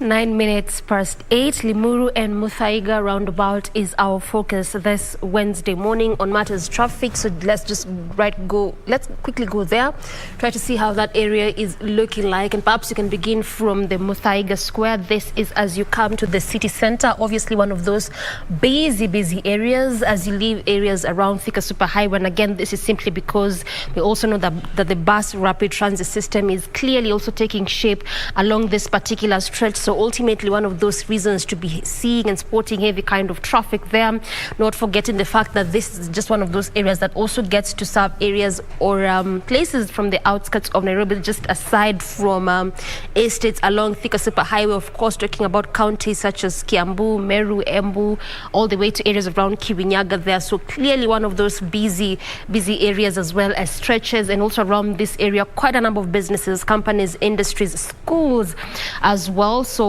this is also one of those reasons that you'd be seeing and sporting heavy kind of traffic there, and that is just exactly what we are seeing this morning. This is particularly around the Muthaiga Square, or if you made the Muthaiga roundabout, and again specific as you come to the city center. In fact, along that entire stretch there, it is not moving at all, just at a standstill. That has been well characterized by that maroon color, which is a clear indicator of that, and on some sections moving at a very slow pace, hence that difference in the cocktail of colors there, from the orange, the red to the maroon, just showing the intensity of the traffic in different areas. And nothing is changing there, still the same situation as how it was just as when we began looking at the traffic flow there. Again, specific as you head over to the city center, leaving areas of the Allsops roundabout, Ruaraka there, coming through Muthaiga, sections around areas of Limuru, of course leaving areas of Kiambu all the way there as you're enjoying to Limuru, coming through Muthaiga to Thika Superhighway and all the way to the city center. So that is how that scope is looking like there past Muthaiga. Again, areas around Park Road, this is just as you branch off from Ngara area, Muranga Road as well, coming still to the city center, still in that section, traffic being witnessed there. I mean, it is the early morning hours, so again, ultimately what we are seeing is basically what you'd expect to see. And just like most roads, this is again specific as you come to the city center, again obviously alluding to that different and the numerous kind of activities as you head over to the CBD. But for our viewers perhaps leaving areas of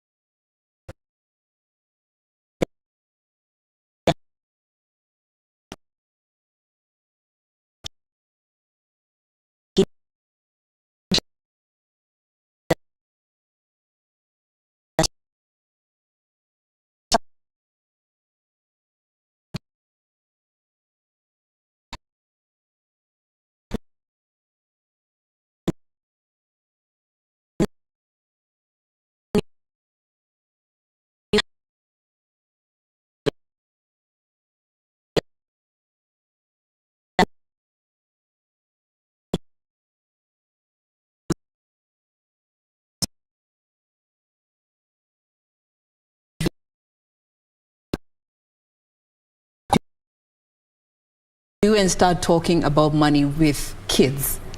There is no a specific age, but it's usually recommended you start at 3 years, whereby you don't start with telling them about a loan or a credit card. You start by introducing them to money through songs, poems. Because if a child can watch a cartoon, he or she can watch a money cartoon, a cartoon that talks about money. Now, when you introduce a child at such a young, tender age, by the time they get into even the age of 10, they know something about money. They will not just be getting money and rush to buy candy. They'll be thinking, okay, my auntie has given me these 10 shillings. I want to keep 5 shillings and then I'll spend 5 shillings, because you have already exposed them to money habits by simple things like songs.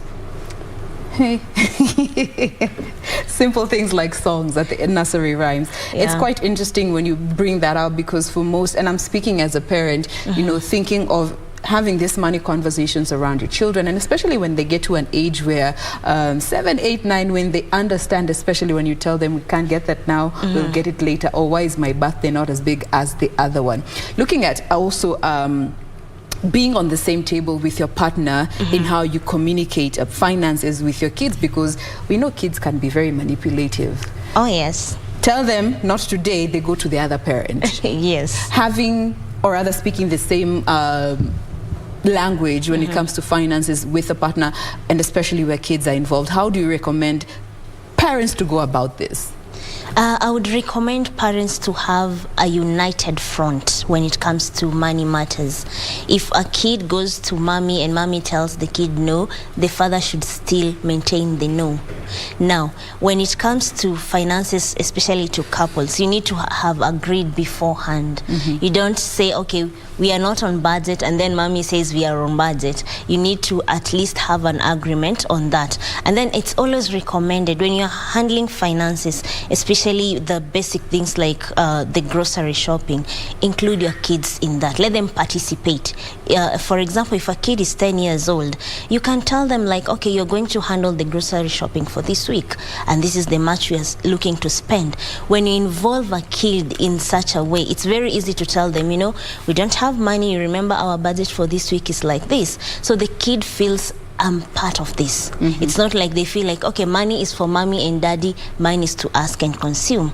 So it's always recommended, and I would always recommend that when it comes to family finances, we are not saying we introduce a kid to bigger aspect of finances like the mortgage or the loan, but let them participate in the small expenses of the house. That one, it makes them to be more responsible, and they feel a sense of entitlement that they are taking part in the family finance as well. Now, speaking of those spaces that you can accommodate children when it comes to finances, there's always the challenge that so many parents struggle with, and this is when you go shopping in the supermarket. You have your cart there, and your child is also there. Mom, can I have that? Mom, can I have that? Can we have this? Can we have that?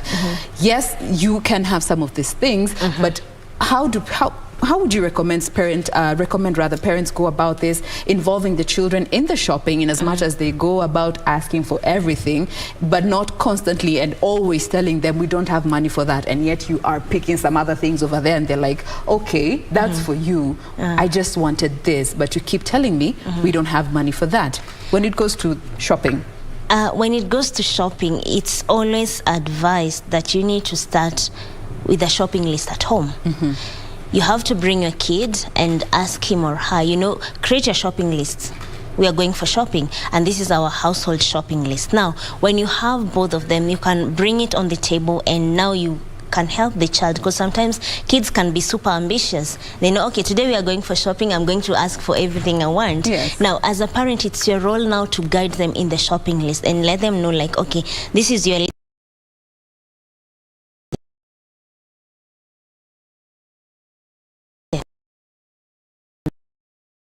Understand me. So you need to give them an allowance. Let them have at least one of their wants, and then the others can be fulfilled later.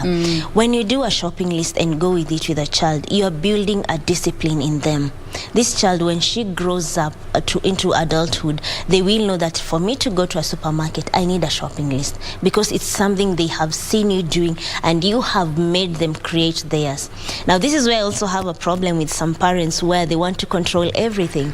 They want to tell you this is what you will wear, and that is what I say. It's good to allow your child to also create his or her own shopping list, so that they can feel they are being considered. You know, we all want to feel that we are being considered in certain matters, and this does not exclude finances. So I think it's a high time as parents we try as much as possible to include our kids when it comes to creating a shopping list and going for a shopping.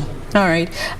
We're using the hashtag Good Morning Kenya on Twitter, but you can, okay, let's focus on the hashtag. Somebody has just sent through a message saying, personally, whenever I go to the supermarket with my kid, I give them their own money so that they can buy whatever they want. If they exhaust the money, that's entirely up to them. If they choose to not exhaust the entire amount, that's good, but I do not add them any extra cash. Is this something that you recommend parents can also take on? Yeah, that is as well another great idea, because when you give a child money, you're also, you know, the thing that you're doing here is trying to instill money discipline while they're still young. Now, if you give them a certain amount of money and tell them, if you exhaust it, I'm not going to give you any more. If you do not exhaust it, that is up to you. Now, it gives the child a sense of responsibility as well. They feel, okay, I'm responsible for this amount of money.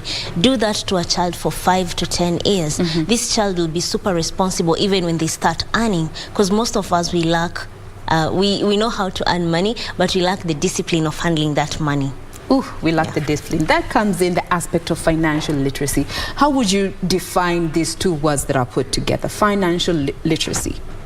I would say financial literacy is whereby you are able to learn and understand money principles. Then after you understand, you are able to put them into action so that you can see results. I can tell you for free that most people, they know money principles.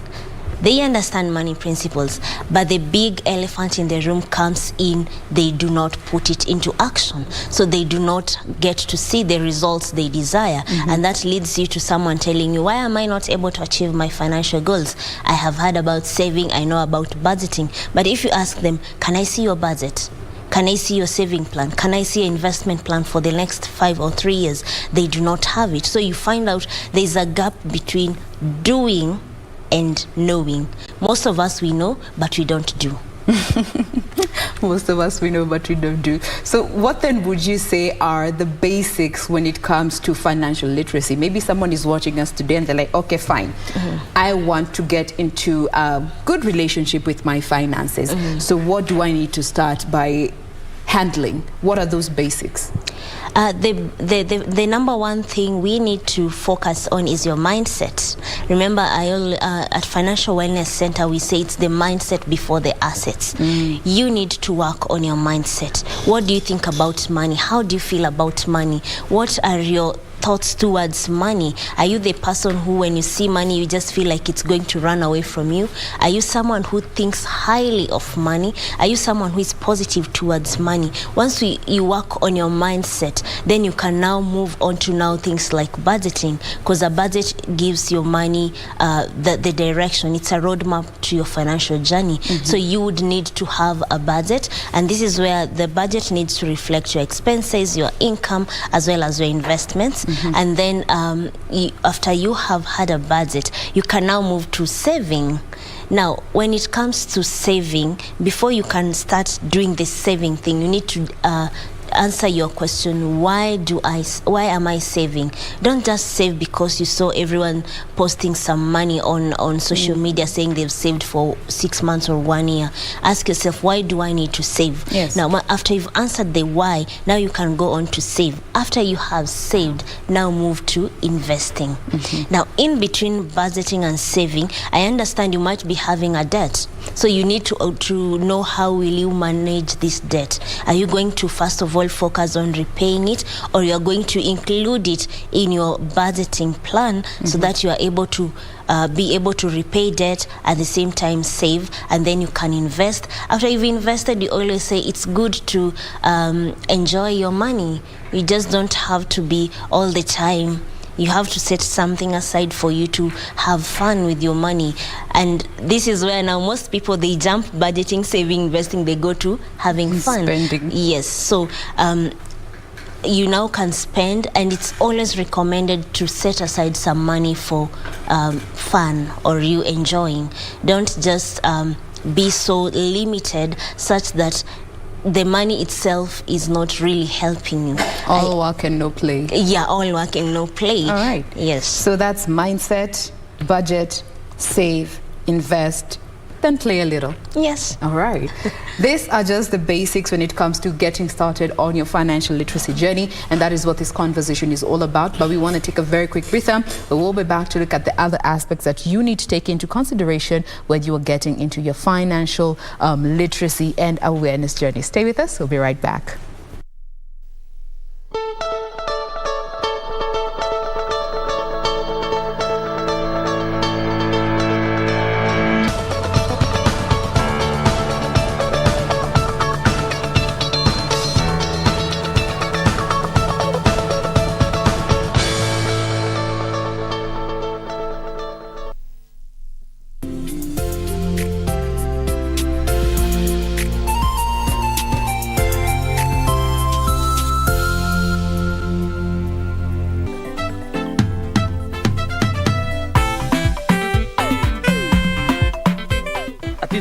Kwani unatumia mapua kusikia?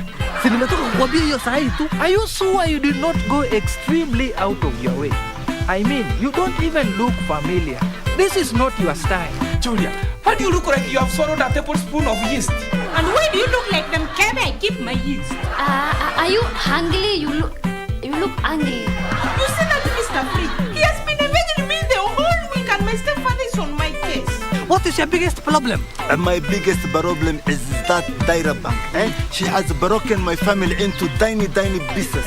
That is your family's problem. I am asking about how you, Fala. What is your biggest problem? And Auntie Bella, where did you get all this money from? Mr. Free, I have my own ways.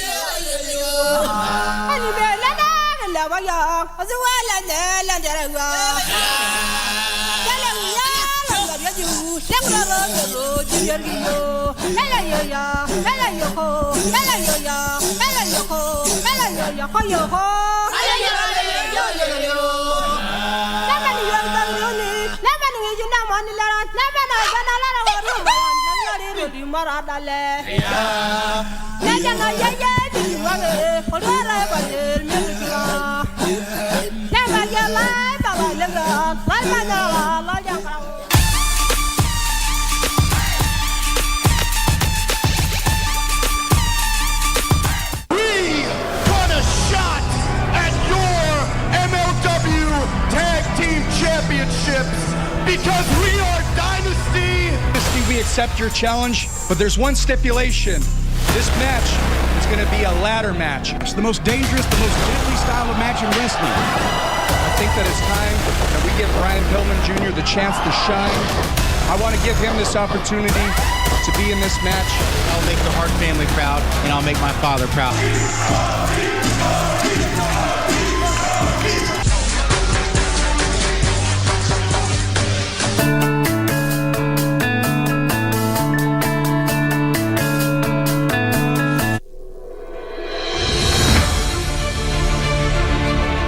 Chini ya uongozi wa Rais Uhuru Kenyatta, uwekezaji mwafaka umefanywa katika ukarabati na ujenzi wa viwanja vya ndege nchini tangu mwaka wa 2013.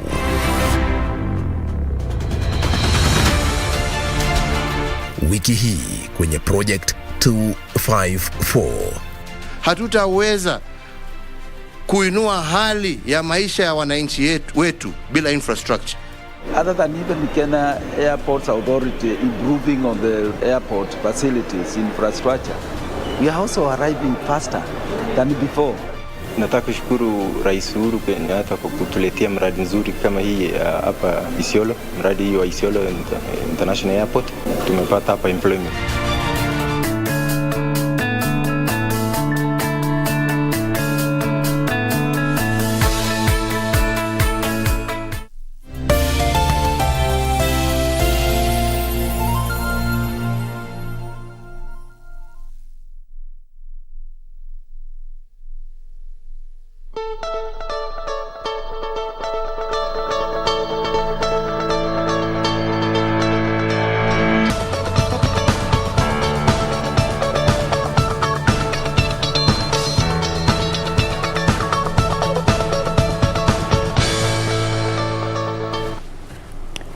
Welcome back. This is still Good Morning Kenya. This is Women at the Forefront, all about financial literacy today. And with us in studio, we have Sheila Mboga, who is a financial literacy advocate and educator. Once again, the hashtag is Good Morning Kenya. At KBC Channel 1 is our official station handle on Twitter and all other social platforms. We welcome your feedback. There's Gibson Anasema, absolutely loving this discussion. Very insightful topic. I am benefiting a lot, and that is why we are having this discussion. So let's get back and move on. And I want to talk a bit about money habits.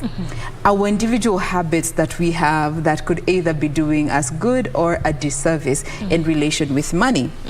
And I'd like for us to just start with, we're living in a time where we're seeing people benefiting a lot from family businesses. And you find a business was thriving, it was thriving when your parents were handling it, and then when it's handed over to the next generation, all of a sudden the business goes under. What are these money habits that could contribute to such a situation? Thank you very much for such a great question.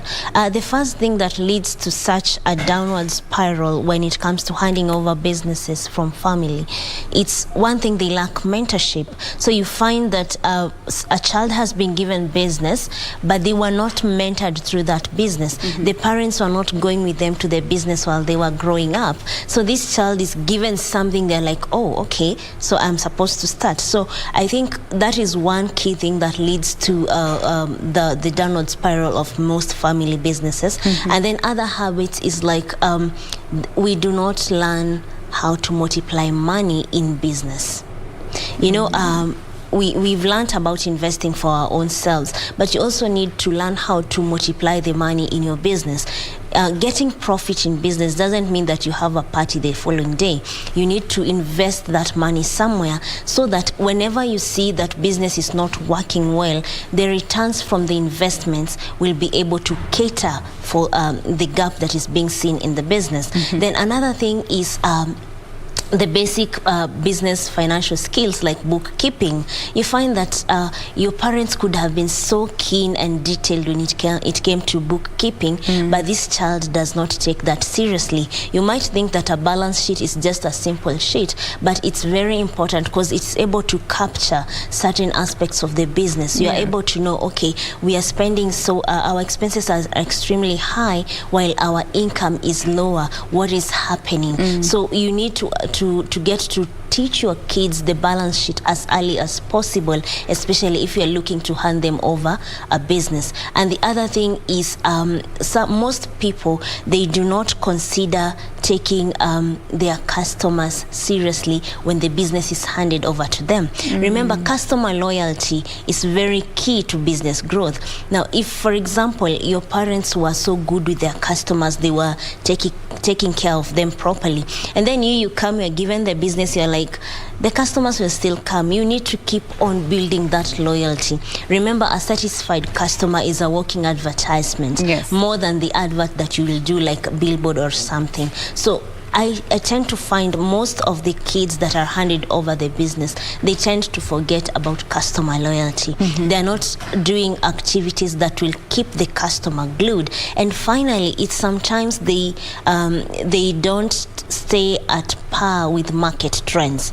Now, if your parent was having a business in the 90s, the business could still be okay in this year, but you need to adjust it. There are things you need to change. For example, in the 90s, not everyone was on Facebook. Now, if your parents had a shop at that time and they've handed it over to you, you need to move to technology. You need to stay at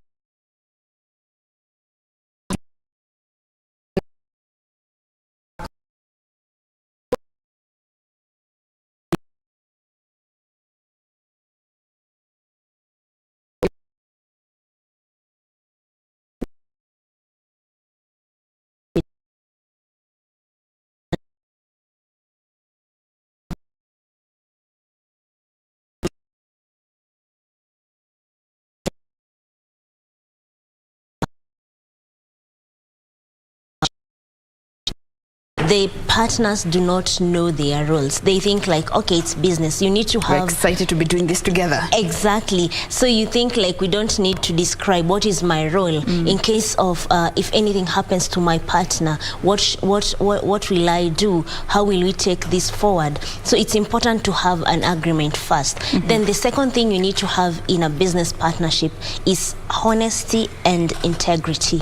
I've seen in most business partnerships, you find one partner is making a key decision for the business without the awareness of the other partner. Now you find that it might work for the short term, but in the long term it's going to build a gap. The person will be asking himself, how many other business decisions is this person making without me knowing? That immediately brings in mistrust. Now the other thing that people need to also focus on is, aside from honesty and openness, is now you need to both have a united vision.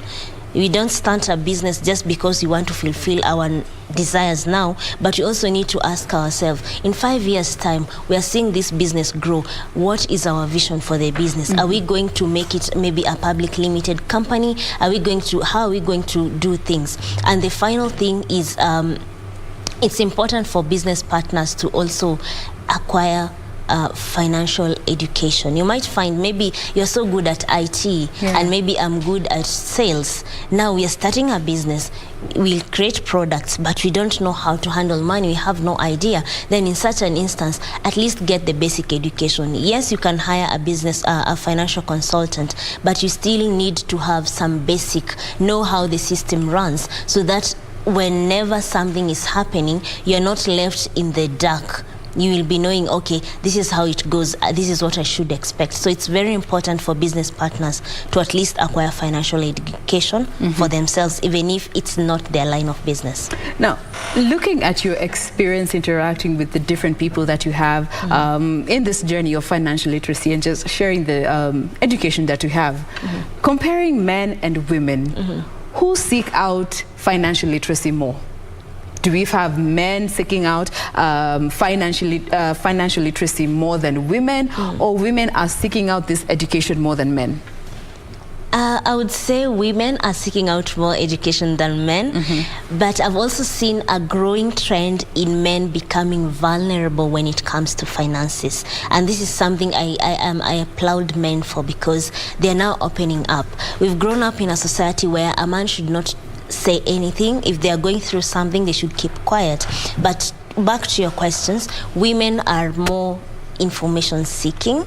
They are more intentionally so, not because I experienced this and then. No, they are intentional, and they are, they are into, this happened to me, I don't want it to happen to my next generation. So you find that many women will sign up for financial education classes, they will attend investment sessions, they will attend even debt management session. Now, the good side of it is that, if a woman comes from a household, you're guaranteed this household has at least 3 to 4 or 4 people, and there is at least one man in that household. Now, this woman is coming back to impact them, because it's also known that women are the ones who greatly manage the household finances. So if the woman is financially smart or literate, it's going to have a spillover effect to the whole household. So you'll find even if the man is not intentionally seeking financial education, the woman is doing it, and there's this spillover effect that is now going to affect the whole household income.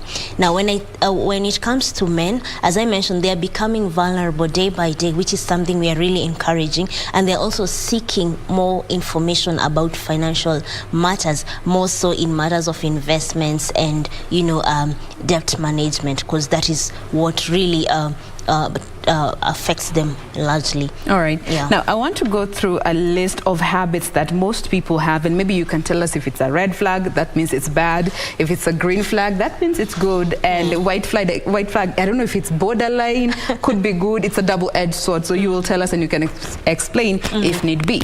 Now, I want to start with that aspect of the man and woman, especially those who live together. And this is about impulse buying of home equipment and just investing in the home. Is it impulse buying home appliances?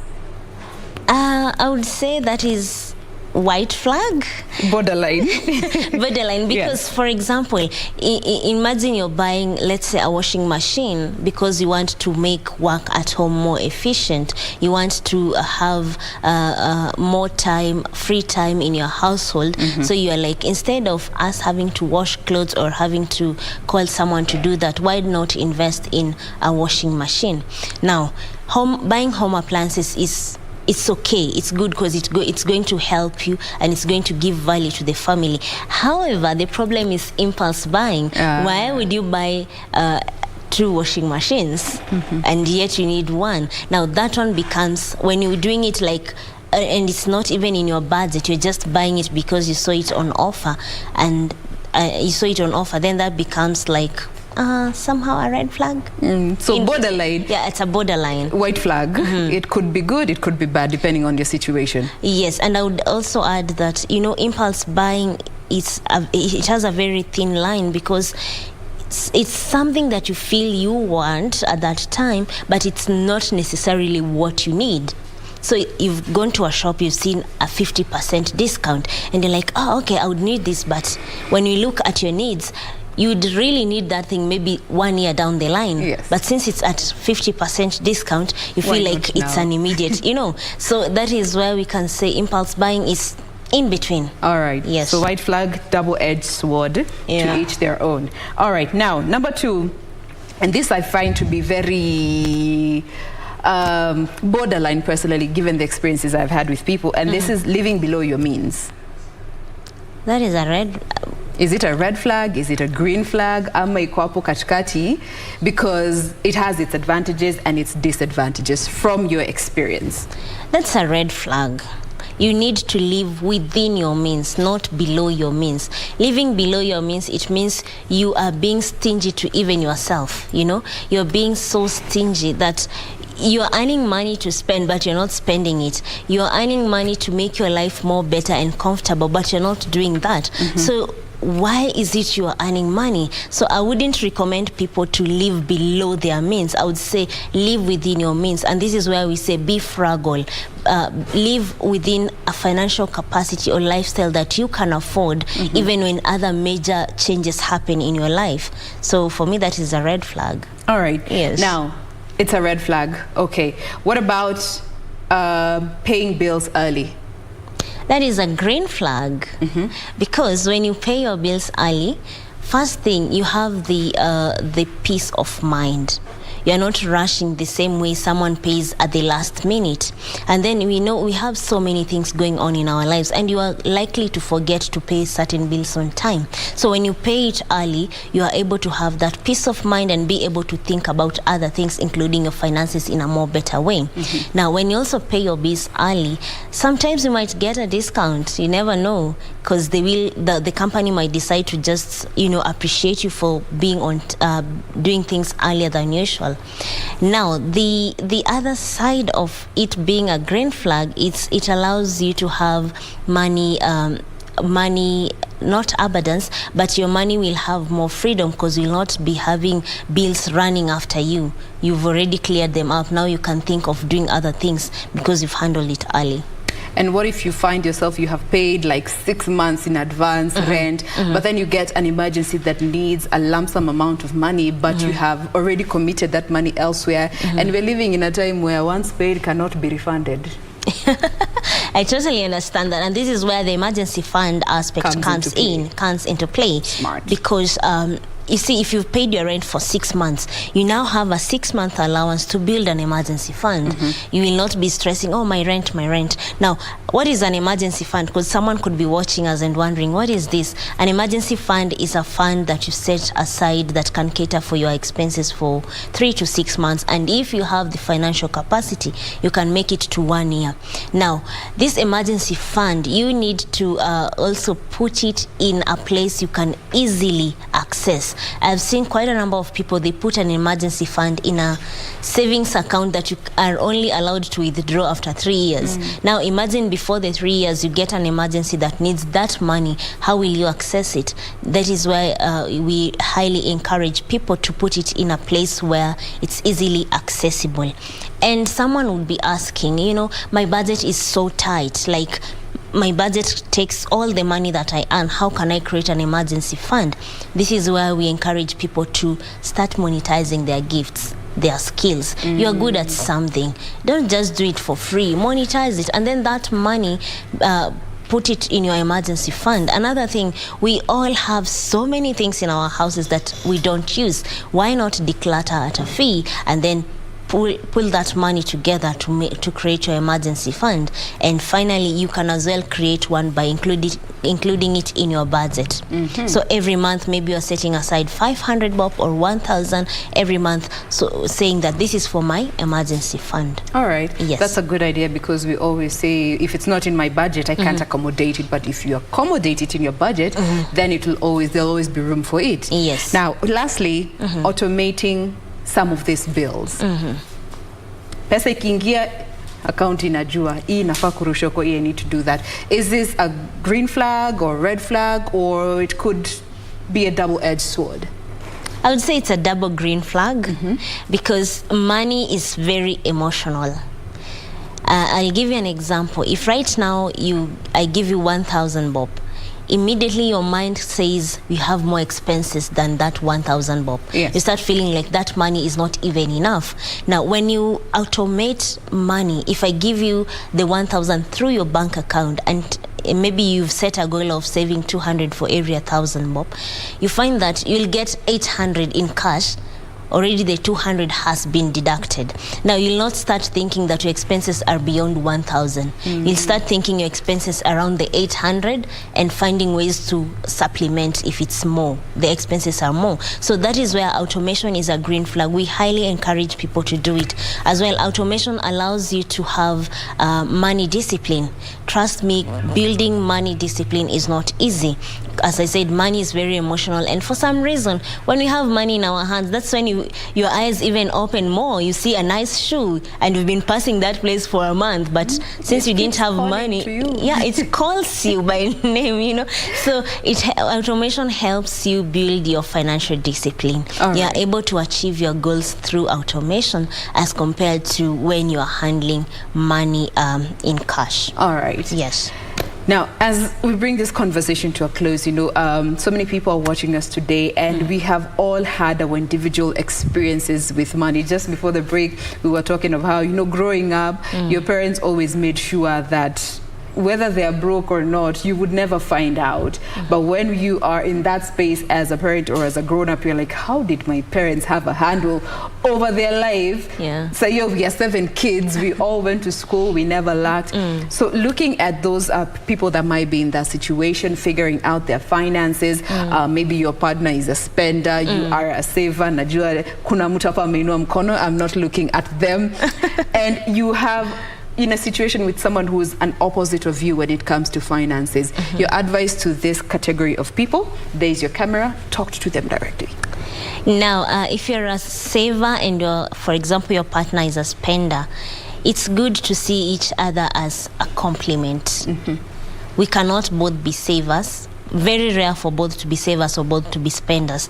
Now, this saver person will help the spender not to overspend, and this spender person will help the saver not to oversave, you know, to be so stingy with themselves. So they complement each other, they help each other achieve financial goals. So I would say this starts with you discussing about what is your money language. Are you a saver? Are you a spender? Then once you've discussed that, then you can tell, okay, since I'm a money saver, you are going to handle the savings of in our family. Yeah.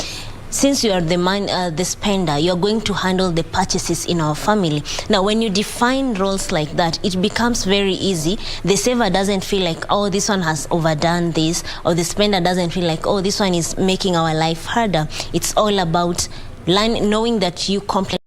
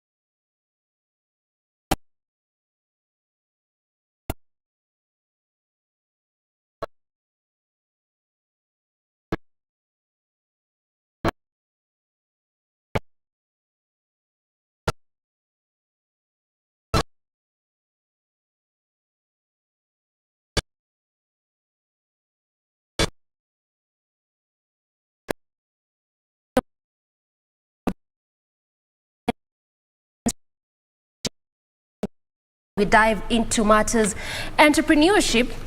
And have you heard of bamboo oral care, particularly bamboo toothbrushes? This is what we want to talk about. And my guest is already on set. This is Atif Ibrahim Khalid. He is the founder of EcoSmiles Limited. He is also an environmentalist, a philanthropist, as well as a politician. We just want to dive straight into the conversation. Perhaps you can begin from what EcoSmiles is all about, aside from its nature of keeping the environment clean. Yeah. Tell us more about EcoSmiles. My name is Atif Khalid, as you mentioned. I'm the MD of EcoSmiles Limited. EcoSmiles Limited is an environmentally conscious company where we manufacture oral and personal care products out of natural and organic material like bamboo, as you mentioned. Yes. Why bamboo? Bamboo is sustainable. Yeah, for you to be eco-friendly, there's an aspect of sustainability that you must possess. So bamboo is one of the fastest growing plants in the world, and we'll never run out of bamboo. And another thing, it has antibacterial properties. It doesn't need fertilizers, pesticides, all that, and it can grow anywhere. So bamboo is one of the sustainable plants that we'll never run out of. Not like trees, it takes like 10 years to grow back and all that. Bamboo, within an year or two, you replace what you have used. Yeah. So it's not only just a question of environmental friendliness, it's also beneficial. Yes. How has the reception been like, given that you just began this in 2021? Yes, in Kenya, we're trying to create more awareness. And the more people know about bamboo and their properties and how it promotes being environmentally conscious, many people have come on board actually to start having these habits of replacing plastic with bamboo or any other natural product that is in the market. Yes, retail chains have picked up on us. We're currently supplying Good Life pharmacies. We are in over 70 branches, and we're also in supermarkets and hotels. So the reception has been good. Yeah. So what exactly informed you to come up with this kind of initiative or just products? Because this is just not only toothbrushes, but it's actually the oral health care products altogether. We are so used to the plastic toothbrushes. Yes, the country banned that. But why did you just feel the need to invest and get into this venture as a business? This idea came about while I was traveling to Thailand with my wife. And we were wondering why the beaches are so clean, they're so pristine, and we also have, world-class beaches back at home. But the problem is that you see plastic floating everywhere. So we came to know that these people actually have come up with a solution, and this is by using bamboo, to make utensils, toothbrushes. So we actually just bought a few and brought them back home as gifts for our family. But then everyone was asking, where did you buy this? Where did you buy this? So when we started to do a bit of research on how we can, bring this back home, this idea, and, implement it in a large scale, is now when EcoSmiles was founded. Yes. EcoSmiles, quite an interesting name. Yes, it is eco-friendly. You smile eco-friendly. You smile eco-friendly. Yeah. Investment beat Khalid. When you look at the question of entrepreneurship, and right now we're really telling young people to venture into entrepreneurship, come up with ideas, create your own jobs. And the question of investment is always a hard nut to crack. They would always say, and it's actually a reality, there's no money to invest. True. You invested 5 million Kenyan shillings. Yes. On the onset. And we're having this conversation off air, and you've told me just in a span of 1 year, you've managed to recover that and even make more profit. Let's talk about investment into a business idea. Yeah, when you do a bit of research, before investing, you need to do a lot of research on what you want to get into. Because, we started this business during the Corona period, 2020. We are less than 2 years old. We'll actually turn 2 years old in April 2nd. And we did a lot of research on the products, on our market, on our target market, on the people who we really want to, buy our products. So a lot of businesses fail because people don't do the research before starting the business. They start the business, then do the research, and now that's how the businesses fail. So we did a lot of research, which took us around 6 months to do the research. Then we sold our idea to our friends and family, and that's how we managed to raise the capital. And we also had strategies of marketing and how to use this capital to be able to push our products and get into the market, since it is a new product into the market. So my advice is, before you're starting a business, do as much research as you can, your market research, your product development, and all that. Then that's when now you can have a clear path on how to grow your business and also receive investment from other people. Before we get to that marketing bit, because I really want us to explore these two areas, the research and the marketing. They're really vital, particularly in business. And maybe you can just use your case as an example when it came to research. So what exactly did you do? Talk to people, read books, try to see which countries are doing this? Actually, our product, is unique. That is something that also helps in selling the product, because not so many people have seen this kind of product into the market. So, and also social media is a big tool that people should leverage on. And it depends on how you will market yourself. And this is very important because, for example, we claim to be eco-friendly. So that means our products, from the packaging to the product, has to have all these elements included in it. And our product is also a work of art. You'd like to look at it, and see the amount of work that has gone in developing it. So product development and marketing strategies is very important for you to be able to push your product to the masses. And also have a story behind it, have a mission behind it.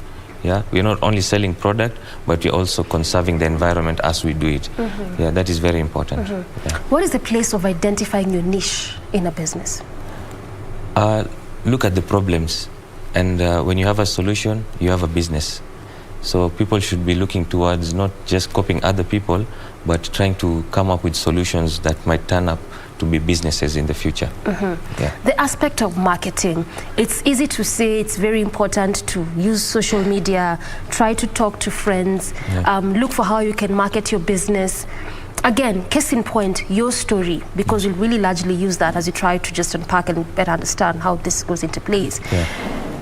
I want you to talk to us more about the marketing bit, because in most businesses, this is one of those things that is lacking. That's why you'd hear people say, I invested 50,000, 100, or even like you, 5 million, and in 10 years I haven't even recovered that. Talk of making profit from that. Marketing is one of the biggest budgets in any company. So, and it depends on, not just spending money. It's about targeting your clients. And you can target your clients using various ways, like social media, using influencers, coming up with a story about how and why clients should buy your product, and the mission behind it. We normally participate in awareness in the community, like we go to schools and talk about plastic pollution and show them this is how you're supposed to go about it, and also talk to NGOs. And this has helped us a lot, because now they put us out there in the market, because now they're saying these people have a mission and we need to support this mission. And when they support the mission is when they buy your products. So having that mission behind a product, again, is very, very important. Don't just show clients you are here to sell a product. Show clients that we are creating an impact, and we want you to join this movement, and by that is by buying our product. So marketing. That is one of it is, I think, 80% of any startup. And it's one of those things we really do not invest a lot on, because of the onset, as you're talking about that marketing bit, you said that for startups or even just for businesses, they need to have a budget for that. And for majority of young people, and even for startups, we don't really categorize budgeting for marketing. We just, I have this idea, I've told person X, Y, so let's roll with the idea. So really, what can we do, or even particularly for most startups, or for most even businesses, to just try and ensure that indeed there needs to be, and I have to also put a budget for marketing. Yeah, that's why I said people should do a lot of research. Okay, so that's where it starts from. Yeah, it starts from the research, because when you do your research, you'll know this is the amount of money I need to push my product, to do marketing, to do social media ads, all that. After you have all that, now that is when you go look for funds. Yes, but people now do it the opposite. They look for funds, then they start doing the research, then that's how people fail. Yeah. And does all that fall into the strategy? Because you also talked about strategy just a bit. Yeah. So when you talk about strategy for a business, what exactly does it entail? What is the best way to go about it? I mean, you've really reaped a lot in just this under 2 years you've set up EcoSmiles. Yeah. Strategies, every time you should do something that is different to capture the attention of your potential market. Something different is actually the only thing that you can do. Be different, people will look into your product, because they're used to, for example, there are people selling shoes. Everyone is selling shoes, but if you come up with an idea that you are selling glass slippers, people, there are those kind of ideas. And tell us why we need that and why it's important. It's important because now you have to be different from everyone. Otherwise, you'll just be put in the category as we've seen this before. So you have to create, and that attention is very important to your client, because now it will help them spread the word to other people. Yeah. Okay, so that's also the place of strategy, just knowing what starts, what follows, and not trying to do it the other way around. Yeah, step by step, you have to have a strategy from point A. After I get to point B, this is what I need to do to get to point C. And you need to be consistent. Yeah, you just don't come up with a marketing strategy, then after a while you just keep quiet, people will forget you. You have to engage your clients now and then.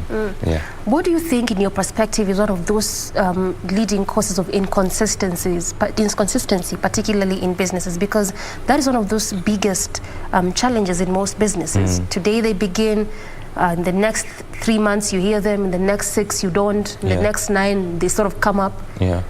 Again, it comes to research.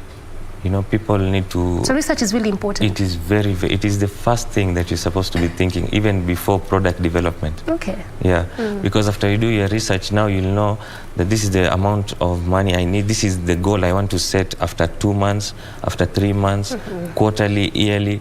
So after you've done your marketing for the first 6 months, obviously, you need to do more for the next 6 months, because now you've already got people who are engaging, and now you need to keep them at bay and also get other clients. So you need to have goals, set goals, marketing goals, research goals. Everything should have a goal. So that's when you achieve this, you move on to the next one. Yeah. Okay, well said. How has the sensitization process been like? Because I mean, I believe it's only a few who even just know that we have bamboo products, and we can even use bamboo cutlery. It's not just the toothbrushes, and just like we mentioned, going by also that ban that the country set of the plastic bags. So it's not just good for your health, so to speak, but also good for the environment. How do you go about this sensitization to people? Our main tool is creating awareness. Okay. So many people don't know about plastic pollution. So many people don't know that the first toothbrush you use since you're a child until the day you will die is still floating somewhere. And they have not been banned? No, at the moment, no. Okay. Only plastic bottles, but soon we are pushing for these plastic toothbrushes to be banned. That's why we are engaging hotels like Serena, Sarova, so that they can replace their the plastic amenities that they provide in their rooms. Yes, and awareness is, as I said, is one of the key tools. That's why we also go to schools and also teach our young ones on how to start being eco-conscious from a younger age, so that when they are grown up, they'll implement all this. Yeah. All right. You began with 1,000 products when you began, is it? 1,000 1,000, the toothbrushes when you began manufacturing. The capacity, right. Yes. And then you've progressively head on to 10,000. How has that progress been like in terms of manufacturing this product? Is it a question of demand, or people are just fancying the experience of, let me try and use this new product? Yeah. Actually, so many people have come to see that, they can make a social impact by making the switch to our products, that means our demand has also grown. Okay. And when our demand grows, we also need to increase our capacity. And now we've faced challenges because now accessing raw materials from our local farmers who we source from has been a big challenge. But we are trying to get through that, and very soon we'll be in East Africa and hopefully the world. Yeah. Speaking of East Africa, your manufacturing company is in Kilifi and you have an office in Nairobi. So how are those plans to expand bound? Because it really looks like it's not just a question of being in business. In terms of the benefits that using this product has, like I said again, not just to our health, but the environment at large, looks like it is enormous. So how is that plan of expansion looking like? Yeah, actually we are trying to set up also small facilities across Kenya, now where we'll be distributing to our clients. Actually we are more into wholesale, more than retail. Though we have an e-commerce website where we sell to our retail, our end users. But as we go on, as we said, bamboo can grow anywhere. So we need to identify where we can get raw material and set up a plant there. Then from there now we can have distribution channels, yes, across East Africa. Right, you also talked about that challenge of accessing and getting raw materials, and I understand that you really import the Bristols from China. Yeah. So when you look at that, of course it poses a great challenge to this kind of business, and a good number of business persons will also tell you that getting some of this product is really a challenge. What are you doing in your place to ensure that we can actually have accessibility of these products locally? I mean, you can't import till 2050 because you have to be making these products. Yeah, the only thing that we import are the Bristols. Okay. And trying to get a company to make these Bristols here, you need to have a large order. It needs to be in bulk and consistent. So that's also been a challenge. But in China, it is readily accessible in small amounts that can help us push for around 6 months or at a certain capacity. But now we are, as I said, research continues. Even as you start your business, research continues. So now we're trying to come up with a plant-based Bristol so that we can do it locally, everything to be done locally. But now it takes time, and also to find the right manufacturer here locally is a big challenge. Yeah, but we're making good products. You're making good progress on that. All right, well said. I mean, on Monday was World Forest Day. Yeah. And we can talk about the bamboos and the trees much as it grows quickly, but one would think, so if you are cutting down this bamboo to produce this product, because again, like you said, you just don't deal with toothbrushes, it's actually an entire package of oral health care and even the cutleries. What does this say about appreciation and looking forward for such kind of this of this days like the World Forest Day? We are really trying to ensure that we build, we can be able to plant trees. Particularly on Monday, 1,000 trees were planted in Ngong Hills, and all this is just secure an environment. From an environmentalist perspective, given that you're also one, what does this say about the trees, forest, environment, and the business? Because you rely on this for that business. Yeah, actually we want to switch people who are using tree, the wood, to manufacture their products. We're actually telling them move to bamboo, because as the benefits I mentioned earlier, bamboo is one of the fastest growing, and we want to get away from trees. So trees, we want to conserve trees, but move, if it is a must that we should make items out of wood, let us use bamboo as an alternative, because bamboo can grow anywhere. As I said, it is sustainable. Sustainable means that we can replace it as we use it, not like trees. Also, for example, about going paperless, which means like with the invoices that people create, and if people can do it digitally, we tend to save a lot of trees. Yes, actually it's a good initiative that people are trying to plant more trees and use less of it. Actually we want to tell them to come to bamboo. Yeah. Tell them to come to bamboo. Come to bamboo. We'll never run out of it. It is easily accessible, and actually we'll even do more. Yeah, because we don't need fertilizers, pesticides, all that. Yeah. And it also saves in cost. Okay. Yeah. And this is speaking from the point of an environmentalist. Yes. So why do you think when it just comes to celebration of these days, because it's an annual celebration that just try and track the progress that the globe is making, particularly when it comes to conservation of forests altogether. So why then do you think it's just always necessary to talk about this and the gaps and the steps we need to take only on this particular day? Is it that we do not understand the importance of forest in terms of conserving the environment? Actually, we do talk about these things every day. Oh, yeah? Yes. It's not a Kenyan problem. It's a global problem. Yes. It also involves climate change. And this forest, help us a lot with the rains and, shade. So it also ties up the whole ecosystem. So these days are meant to, appreciate those people and the organizations who really look into these issues. But about environment is an everyday topic. It's an everyday topic. Yeah. So then why do you think that we don't see the value of it? Because again, also when you look at how we cut our trees, and why I'm saying this is because oftentimes you get to the planting of these trees, much as you say it's an everyday kind of conversation, but it's always particularly on that day that we celebrate. That's when you'll hear reports that we have planted 1,000 trees like on Monday, or 50 trees when there's an event. Is it that we don't understand the value of trees and forests altogether? Yeah, actually we do know their value. It's just that the implementation is the part challenge. of it, yes, and creating more awareness is where the challenge is. As much as we can talk about, this is the problems that we are facing. If you don't come up with solutions and implement them, we are not doing anything to save the environment. How would we need to create awareness? Everyone just to take a stand. This is a social responsibility. And think about the coming generation. They will not be able to enjoy the trees and the wildlife and the environment the way we used to. So looking into that and having their future in mind will help us create more awareness, and also teaching them at a younger age about the environment will make them also, when they grow up, have that mindset that we need to conserve our environment. So it's just a question of teaching and making the young people understand. And being constant.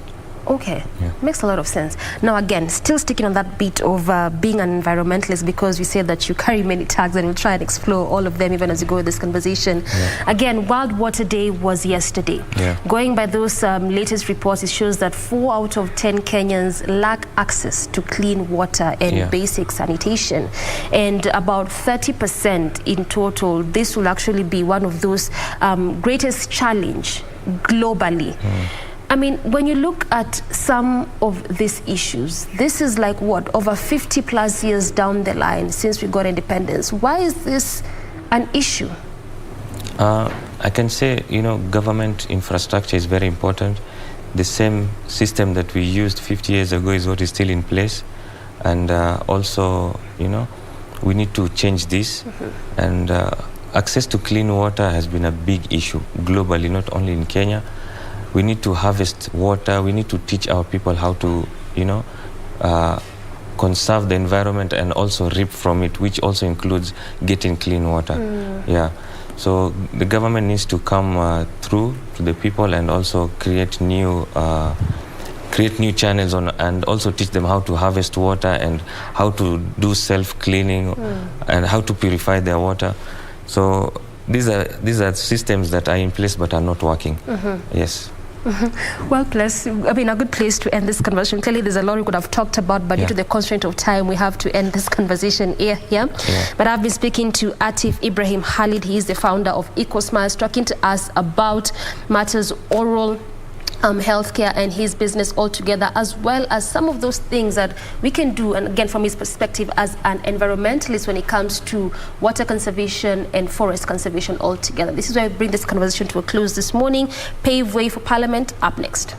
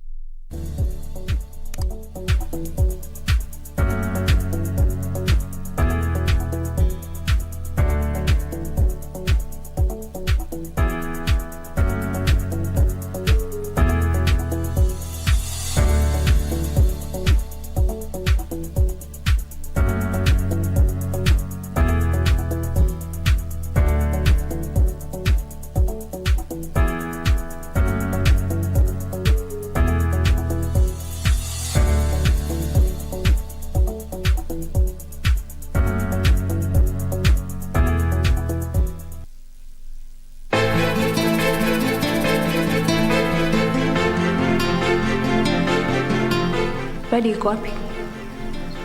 Na kwa nini anaandika barua kama hii? Kwa nini nyinyi nyote mna wasiwasi?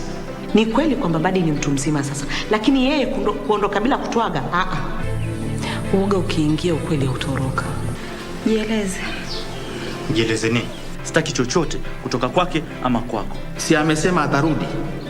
Sasa ni sisi kumpa nafasi ya kuweza kufanya hivyo.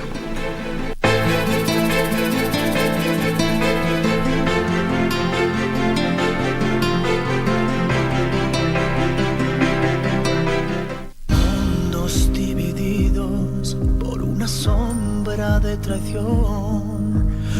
I cannot do anything to stop those three. If they find out the truth, they'll come not just after me, but also after you. Renata is what? Renata isn't for you. I've told you till I'm blue in the face, but you won't listen. I thought you'd gotten over that. It seems you haven't. You can think whatever you want. We are here trying to make sure that justice is done, yes, but not for revenge. I want to divorce your father. Mariela! Mariela! Lying heart. Fue sembrando veneno y lámbigo.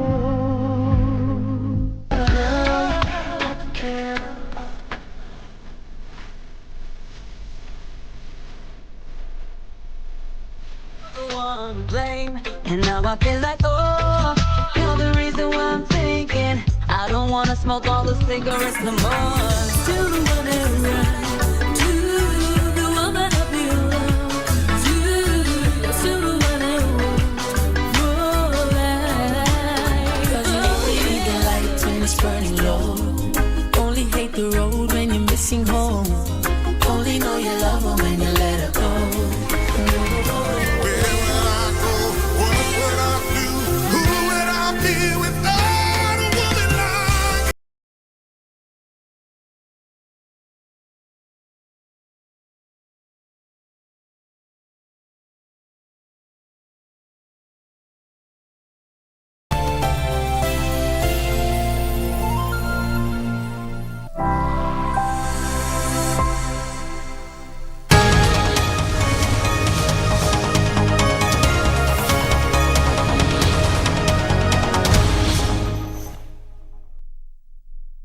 Right or claim against the other in the exercise of such parental responsibility.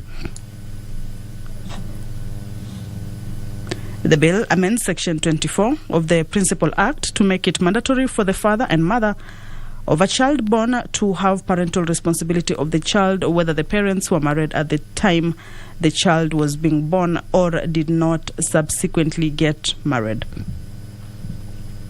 That is a bill that members will also be looking at this morning. The Public Procurement and Asset